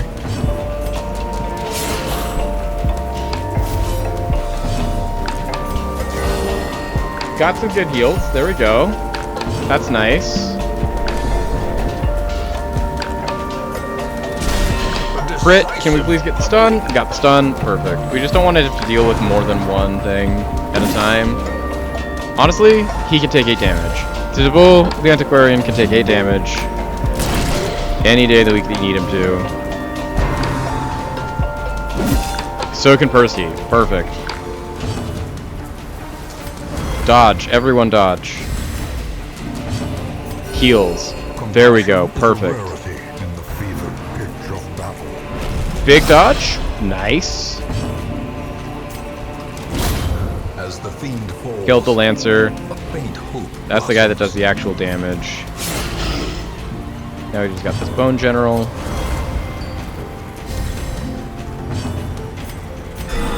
We only need to heal you because everyone else is full health. And we didn't even need Prodigious to size alone have you. does There we not go. dissuade Perfect. The sharpened blade. We'll take this. We'll use this. Honestly, you. Heal as much stress as we can. It might be a little bit too late, but we just need to not be dying to heart attacks, and that's truly where we're at right now. We'll take this.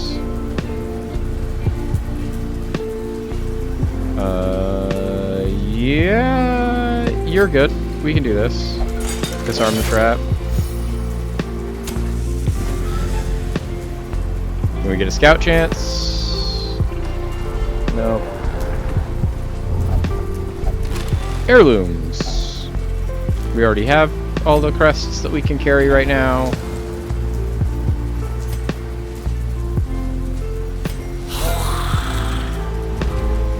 Thought there was something coming up.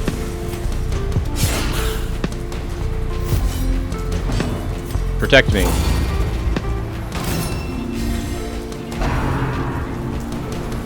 Nice, huge dodge, Cavalier. Dodge this one too. There you go. Because like usually we get hit by that one and it does like 1 billion damage for some reason. Nice crit heal too. That's nice. And that'll just kill you.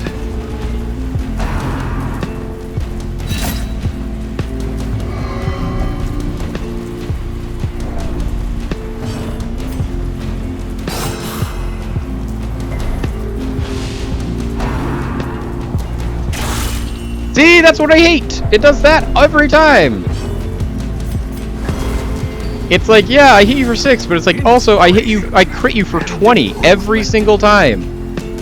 That's why these guys are the worst. Come on, Percy. You have 100% accuracy. What do you mean you missed that?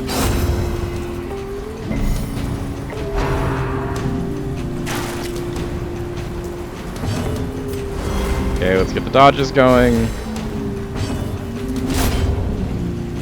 Okay, now it can't shoot anybody anymore because it's too close. That's great. I love the crit. Let's go! Massive crit. There we go. Everyone's full health. Everything's dead. Success so clearly in view. Or is it merely Take the rare a trick antique. of the light? And then do we get a scout in this room? Nope. So blind corner here. We're hoping that we don't just like step into a trap. We have one more battle worth minus stress, so we're probably gonna want to rest after our next battle. So we'll just rest in this room. This is a random room battle. Protect me. And then we'll start doing our dodge buffing. Massive crit on the Lancer. Can we just kill the Lancer? There we go. One less enemy to have to worry about.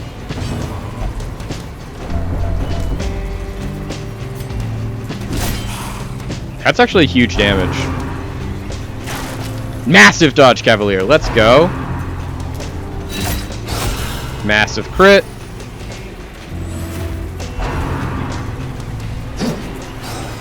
Unfortunate dodge there.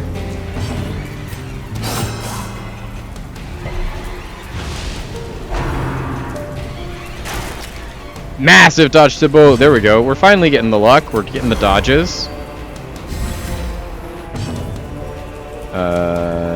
Let's just try and kill you. Nope. Okay, so this guy's gonna die because we're gonna kill him with you. Percy.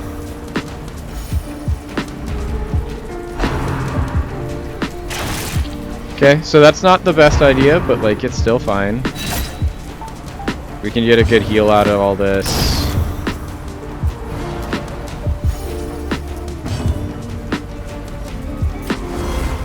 Get dodged. Heal everybody up. Now everyone's back to full. Start killing corpses.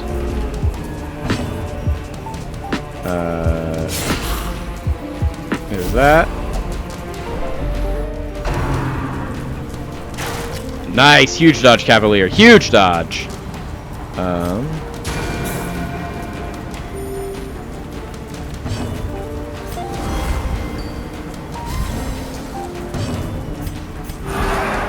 Just start healing our own stress, I guess? We're not good at it, but it's kind of the only thing we can do is no one's taking any damage, so we don't really need to heal them.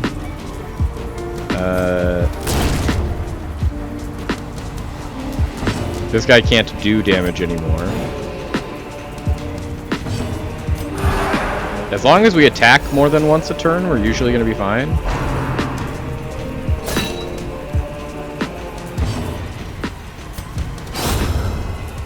There we go. We'll take that. Seize this Take momentum. that. Push on to the tasks. We'd love to take all of these, but we don't have the room. And we can't drop anything currently.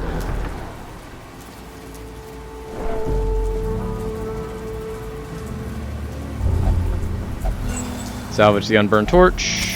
If only treasure could staunch the flow of otherworldly corruption. Would have loved to scout in that room. In fact, we'll just go back into this room. We'll just get this camp going. A moment of respite. A chance to get that. steel oneself against the coming. Okay, so let's prevent nighttime ambushes.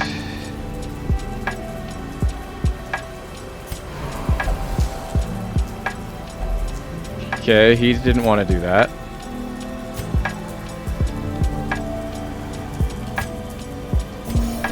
Stress heal as big as possible. Stress heal. It's stress resistant. Okay, at least this time we did it in such a way where, so we know if he has the abusive, he's not going to do his vigil. So we did at least put it together in a way where we're like, hey, even if he's not going to do it, we aren't going to die.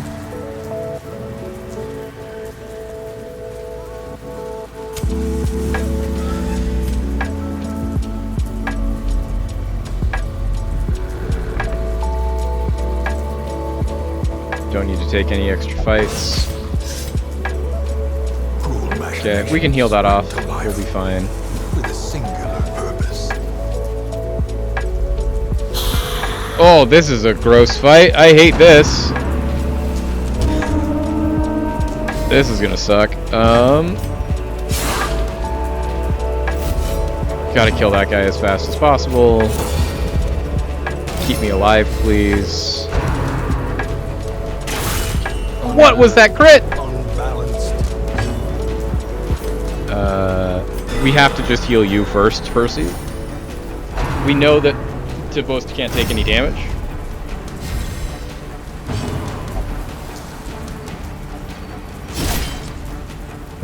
Well, you did take damage, and it's entirely because our own guy hit you. That's a huge damage, though, on the shield wall.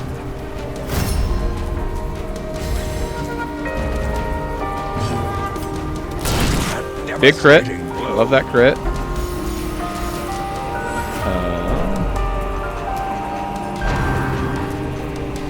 Wicked Surge. Now let's heal you. There we go.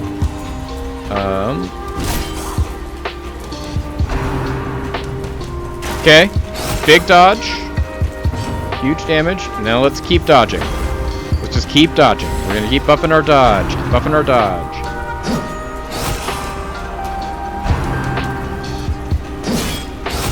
A powerful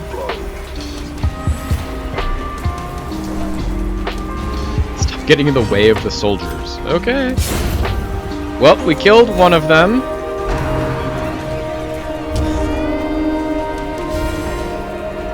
Bayonet guy hopefully doesn't kill us all.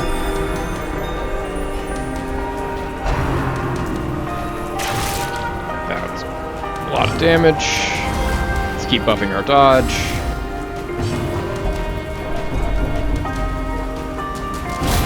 Okay, we have killed both of the shield walls. He's gonna summon another one though.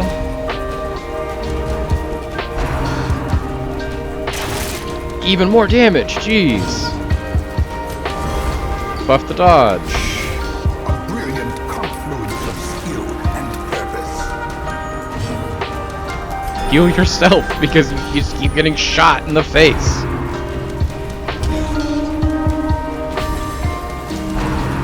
Okay, Axe Blade will take. That was way more damage than I was anticipating it to be though. There we go. We have killed the shield wall.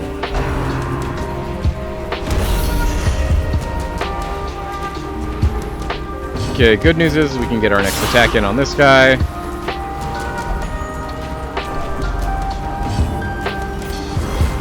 Hopefully our dodge can keep doing anything for us. So far it hasn't been helpful. We have been hit every single attack. That's another instance of it. Foul warding. Okay, they're not protecting this guy, which is good. We just keep buffing him though.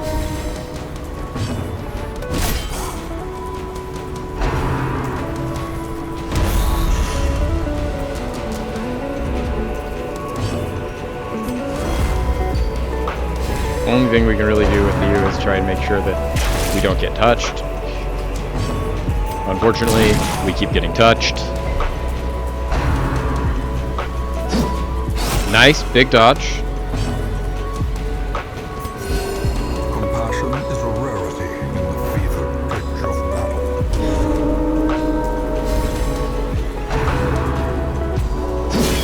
Jeez. So much damage.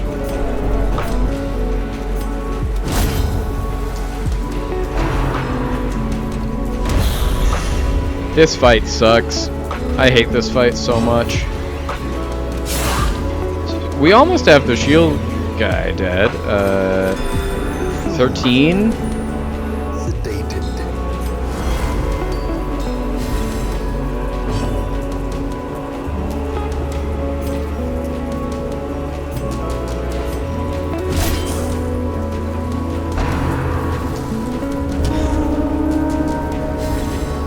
It does so much damage. All of these guys do so much damage. We just need to get rid of this guy that keeps buffing their damage.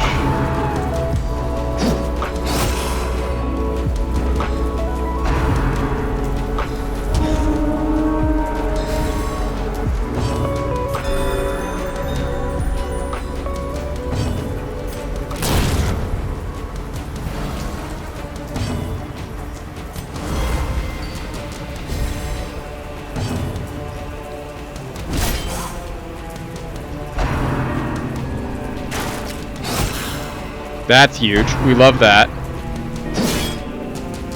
Stop attacking my Crusader. Stop attacking my Crusader, please.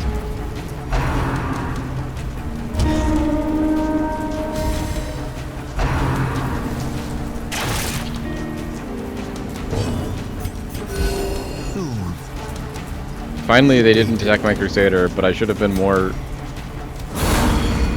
direct with what I wanted them to do, because they instead attacked my healer. No! We needed that to do any damage to have a chance to not die.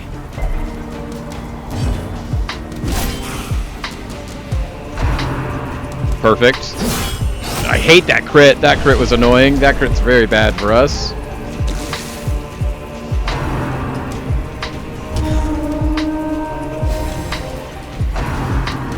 Please don't crit. Nice! There you go, Cavalier! That's how you dodge! Heal everyone, because everyone is so close to dying. In the fevered pitch of battle. This Bone Bearer will eventually die to this Blight, but we would love to have him die sooner. Please heal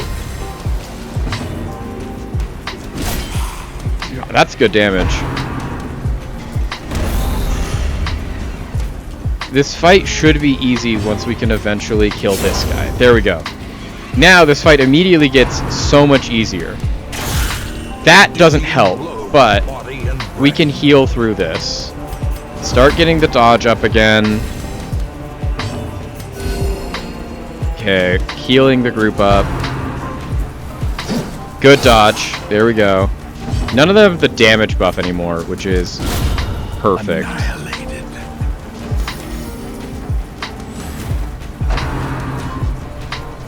Nice, big dodge. Okay, let's get the dodge going again. Let's go to Bull.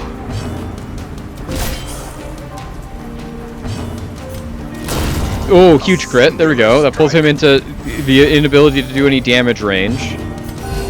Get everyone up. Okay, so now we can really just kind of mainly focus on healing you.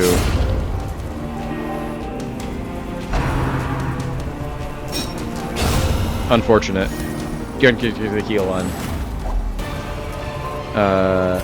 Be wary. Triumphant pride precipitates a dizzying fall.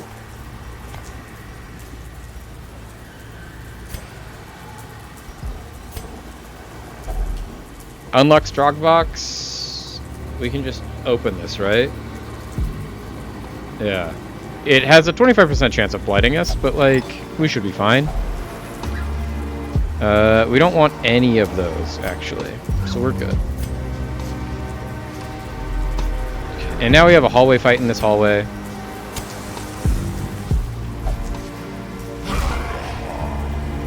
Okay, this is like infinitely easier fight than any of the fights we've had in this dungeon so far.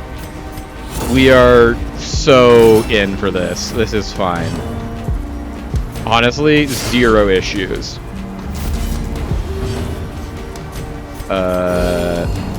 Heal everybody up.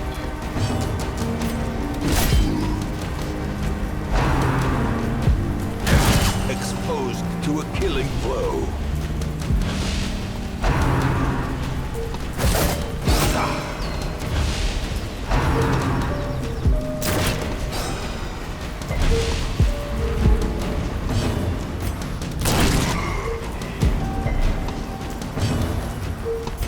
Buff the dodge. There we go. Already paying off to buff the dodge. Still need to do crazy healing with the Vestal, but we can do good healing with the Vestal. Rain of Whips hopefully kills him. No. Bleeds on literally everyone. We don't have any bleed heals, so that's gonna suck.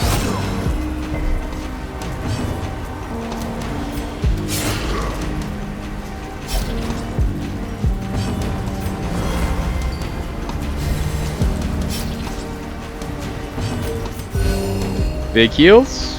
Big heals. Their cursed champion falls.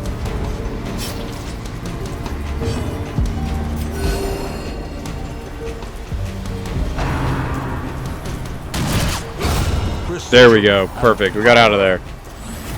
Oh, jeez. Okay. Take that. Foolish horrors. Take Brought low this. and driven into the mud. Not taking the extra fight, even if you were craving. It's not worth taking that fight to try and get blood from it because you're craving. Okay, so we probably won't go this way just because we don't have the food for it. We have to just keep going this way.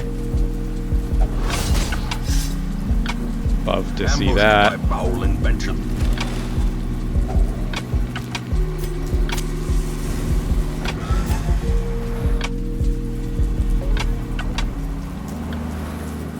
So we have to go into this one, I think.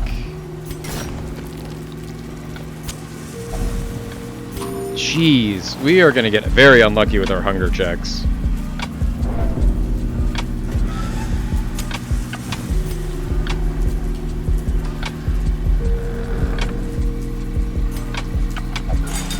Good disarm.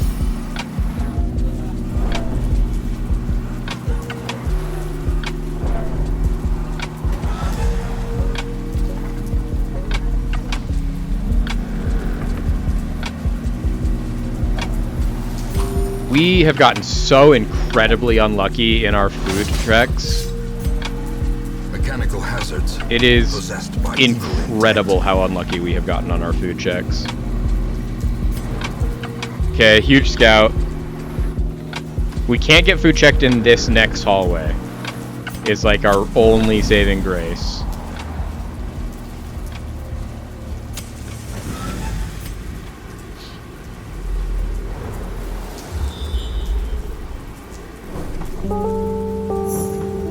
And we have to do this last room fight.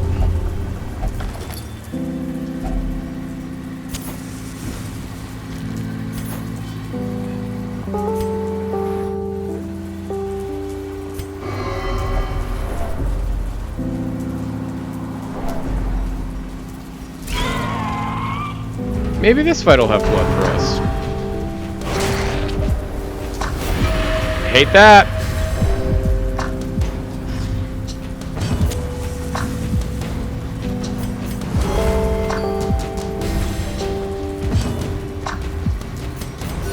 The wounds of war can be healed, but never hidden. Crazy crit. Off to a horrible start. Nice riposte. There we go. Stop attacking my Vestal, please. The will to fight falters. Please, Virtue Proc! Fearful. Hate to see it. There we go. We have killed a enemy, so there's one less.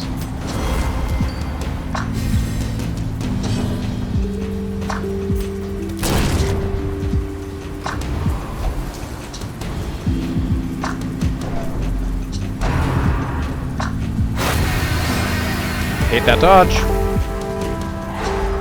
Hate that stun even more.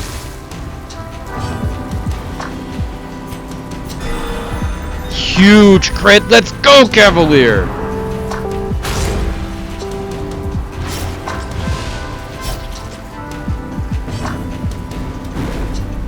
Come on, Percy. I need you to actually hit those.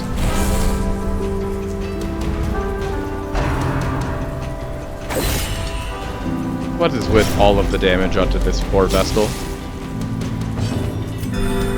Can't you see that she is dying? But never hidden.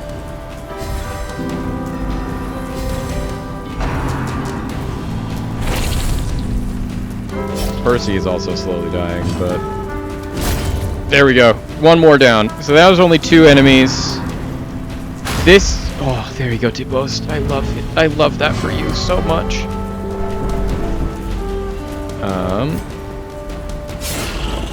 There we go. 10, we can start doing these kind of heals again.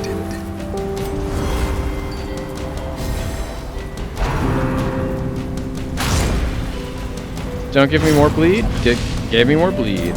Hate that so much. Nice dodge. Let's go, Cavalier.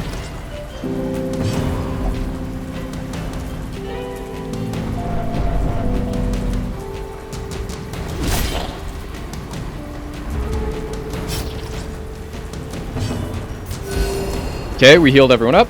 There we go. Now he is wasting, so that's real bad for us. We really need these guys to drop us some blood. Love that. Love that. Okay, Taboo. That was the worst possible thing that could have happened. He's now stunned, and he's gonna get... He's at 1. He is at 1 health. Crazy. Okay. Heal everyone up. Is a rarity in the fevered pitch of battle. He honestly needs twice the heals. Okay, perfect. Attack him. He's the one person you can attack.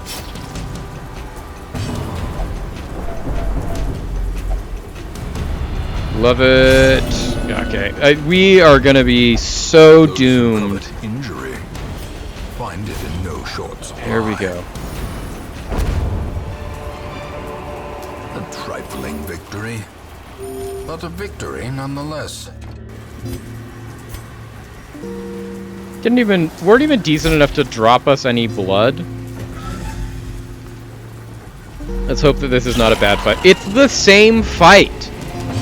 Jeez. Well, hopefully we don't die.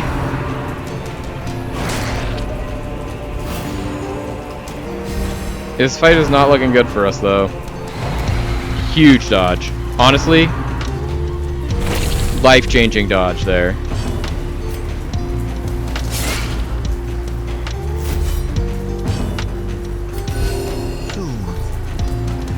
Sedated. Big crit.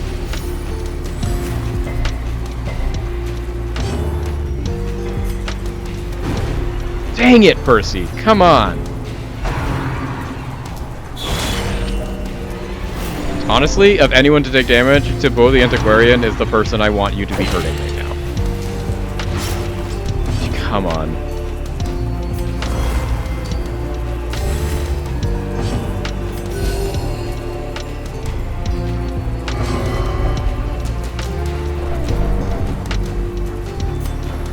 That should kill that. There we go. Big crit.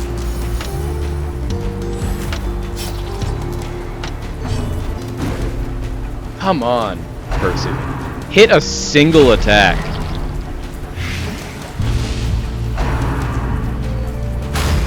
Luckily, we should have our Vestal go before... Can we get one good Brock?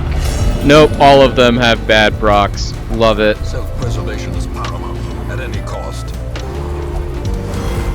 Doesn't want the dodge. Fair. Doesn't get the dodge. Deafening Whine. Got the damage, which is all that matters to me. Do the big heal on him. There we go. 15? We can work with 15. Perfect. One less thing to worry about. Now we need to kill this Chevalier as fast as possible.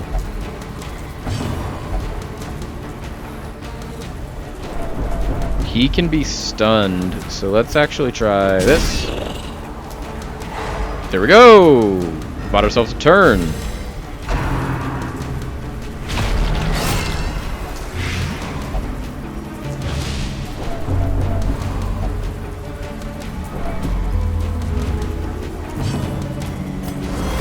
Please, my dodge! The wounds of war can be healed, but never hidden.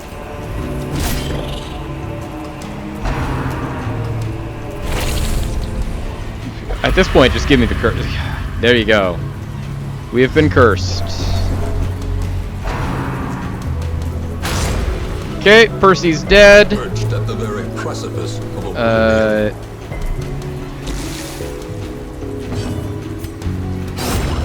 There we go. Supplicant. All that's left. Please let me go with anyone else before Percy. There we go. Percy's not dead now. Gonna pass. 2 damage. Okay, Percy is gonna take 4 damage, so Percy won't be dead. Okay, Percy, if there's any attack that you cannot miss, it is this one. Dang it, Percy!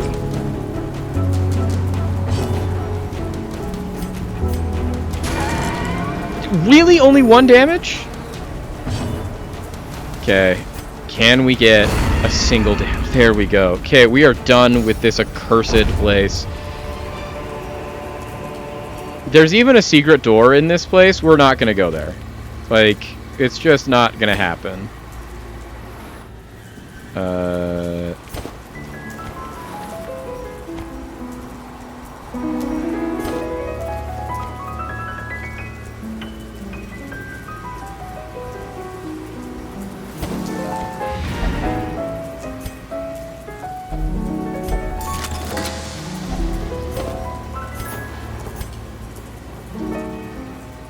There we go. Let's get out of here. Let's get out of here. Jeez. Every now and then I'm like, oh, we'll do fine. And then we go and do something like that and get absolutely decimated. And I'm like, oh, well, in fact, we did the opposite of fine. We almost died 6 different ways. Every single person got a negative virtue proc. You became a germaphobe. You became mercurial and a skilled gambler. Well, it's a good thing you became a skilled gambler because we're gonna just go make you start gambling immediately. I cannot tell how much time has passed since I saw that letter. New quirk calm, so he does less damage on the first round. Wishes to remain in prayer. Dornville is just praying forever now. Love it. Okay. So, Thibaut, go gamble.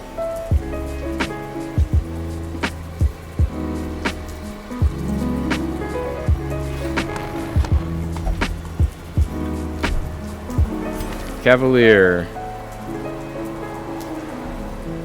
You're only going to meditate, so let's just go get you in the meditation. We know that's going to have to happen. A little hope, however desperate, is never without worth.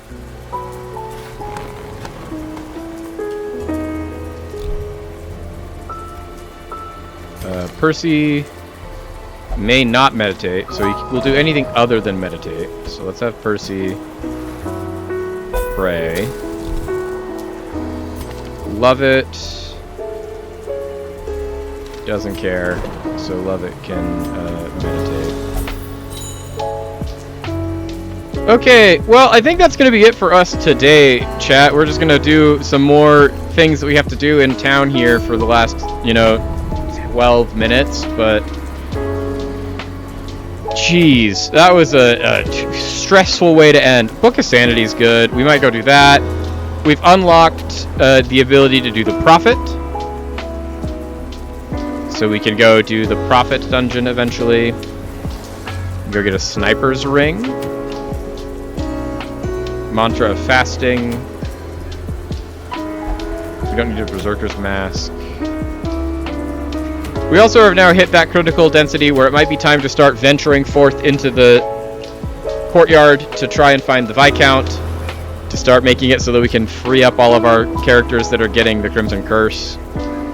So right now we have 1, 2, 3, 4, 5, 6, 7, 8, 9. 9 of our 29 heroes are cursed.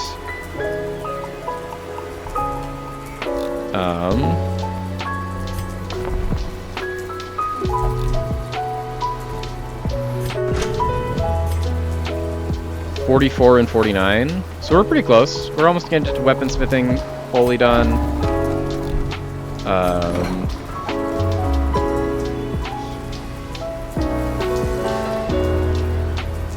Okay, let's do this. This is something that I want to do. So we have some ideas of like what the teams are that we want to take into the Darkest Dungeons, and some ideas of some things that we want to have on those characters.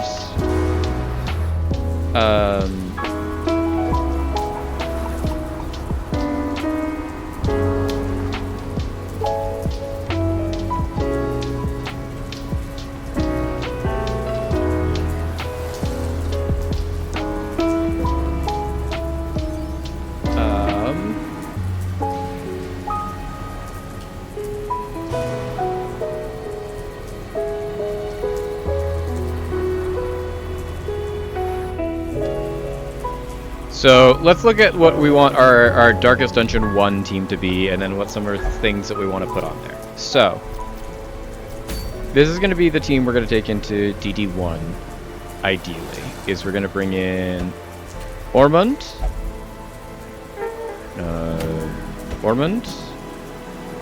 and then we're going to bring in Grave Robber, probably our favorite Grave Robber, which has so far been Lynam.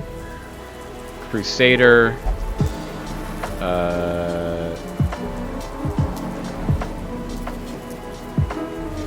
Renaud, and an occultist.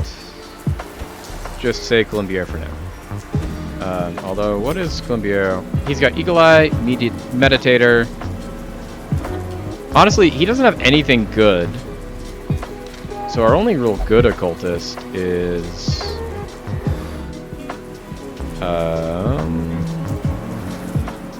Where's my other occultist? Why can't I see our occultist, chat?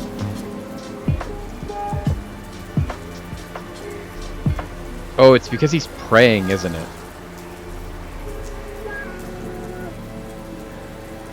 Yeah, Tornville here. It's because he's praying.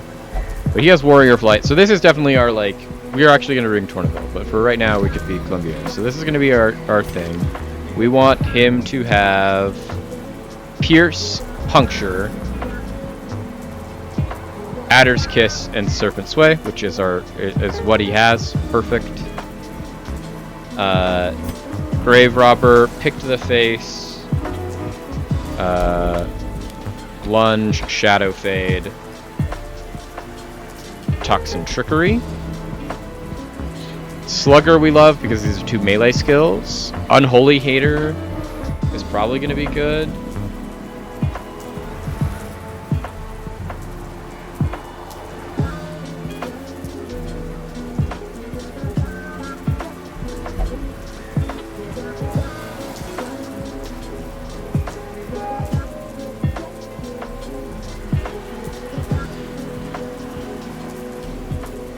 Yeah, so we want to start locking in more of these. We want to get rid of Scientific, I think. Well, actually, we don't care about it because, like, our healer is not the Divine. We just want to lock down more of, like, the Second Wind, or actually the Unerring. Honestly, we've already locked down the only thing that matters out of Slugger. Legend Crusader Renault, we have locked down his Warrior of Light. We want to lock down his Steady and Unyielding. We can get rid of Calm or Slow Draw. We want to start just getting rid of more of these. As far as what we want on him, we want him to have Smite, Holy Lance, Inspiring Cry, and then Battle Heal or Stunning Blow. And then Occultist, we want him to have Weird Reconstruction,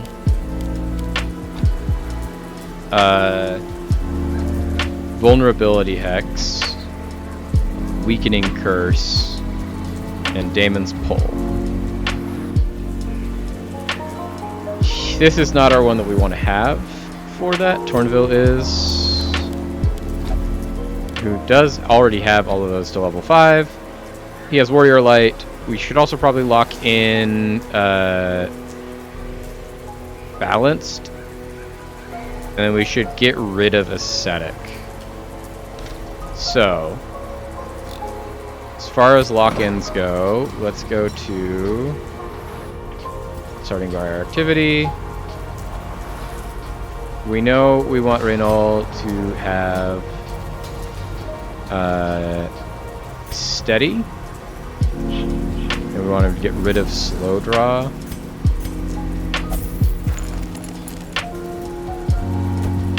Hormone.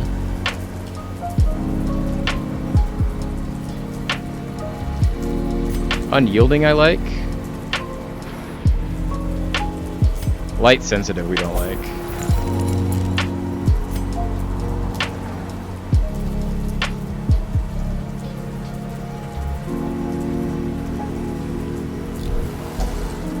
Okay, so I think that's going to be it for today, chat. We've got started on figuring out what our DD1 team is going to be. We are starting to try and lock in some of the best quirks for that team. We didn't lose anyone today. Big victory there. Everyone lived. We did absolutely almost just get destroyed in our last run. To boast Cavalier, Lovett, and Percy all have such high stress, and they all got afflictions in that run. But we did finish. We've gotten a lot more people into levels 5 and 6. Goal for next stream is we're going to try and get some more people up there, get it so everyone's in the 5s. We have to do some more work with Bigot. Bigot has great things already going for him. He's just still only level 1, and so we need to just start taking him in and hopefully into easy things that he's not going to die in.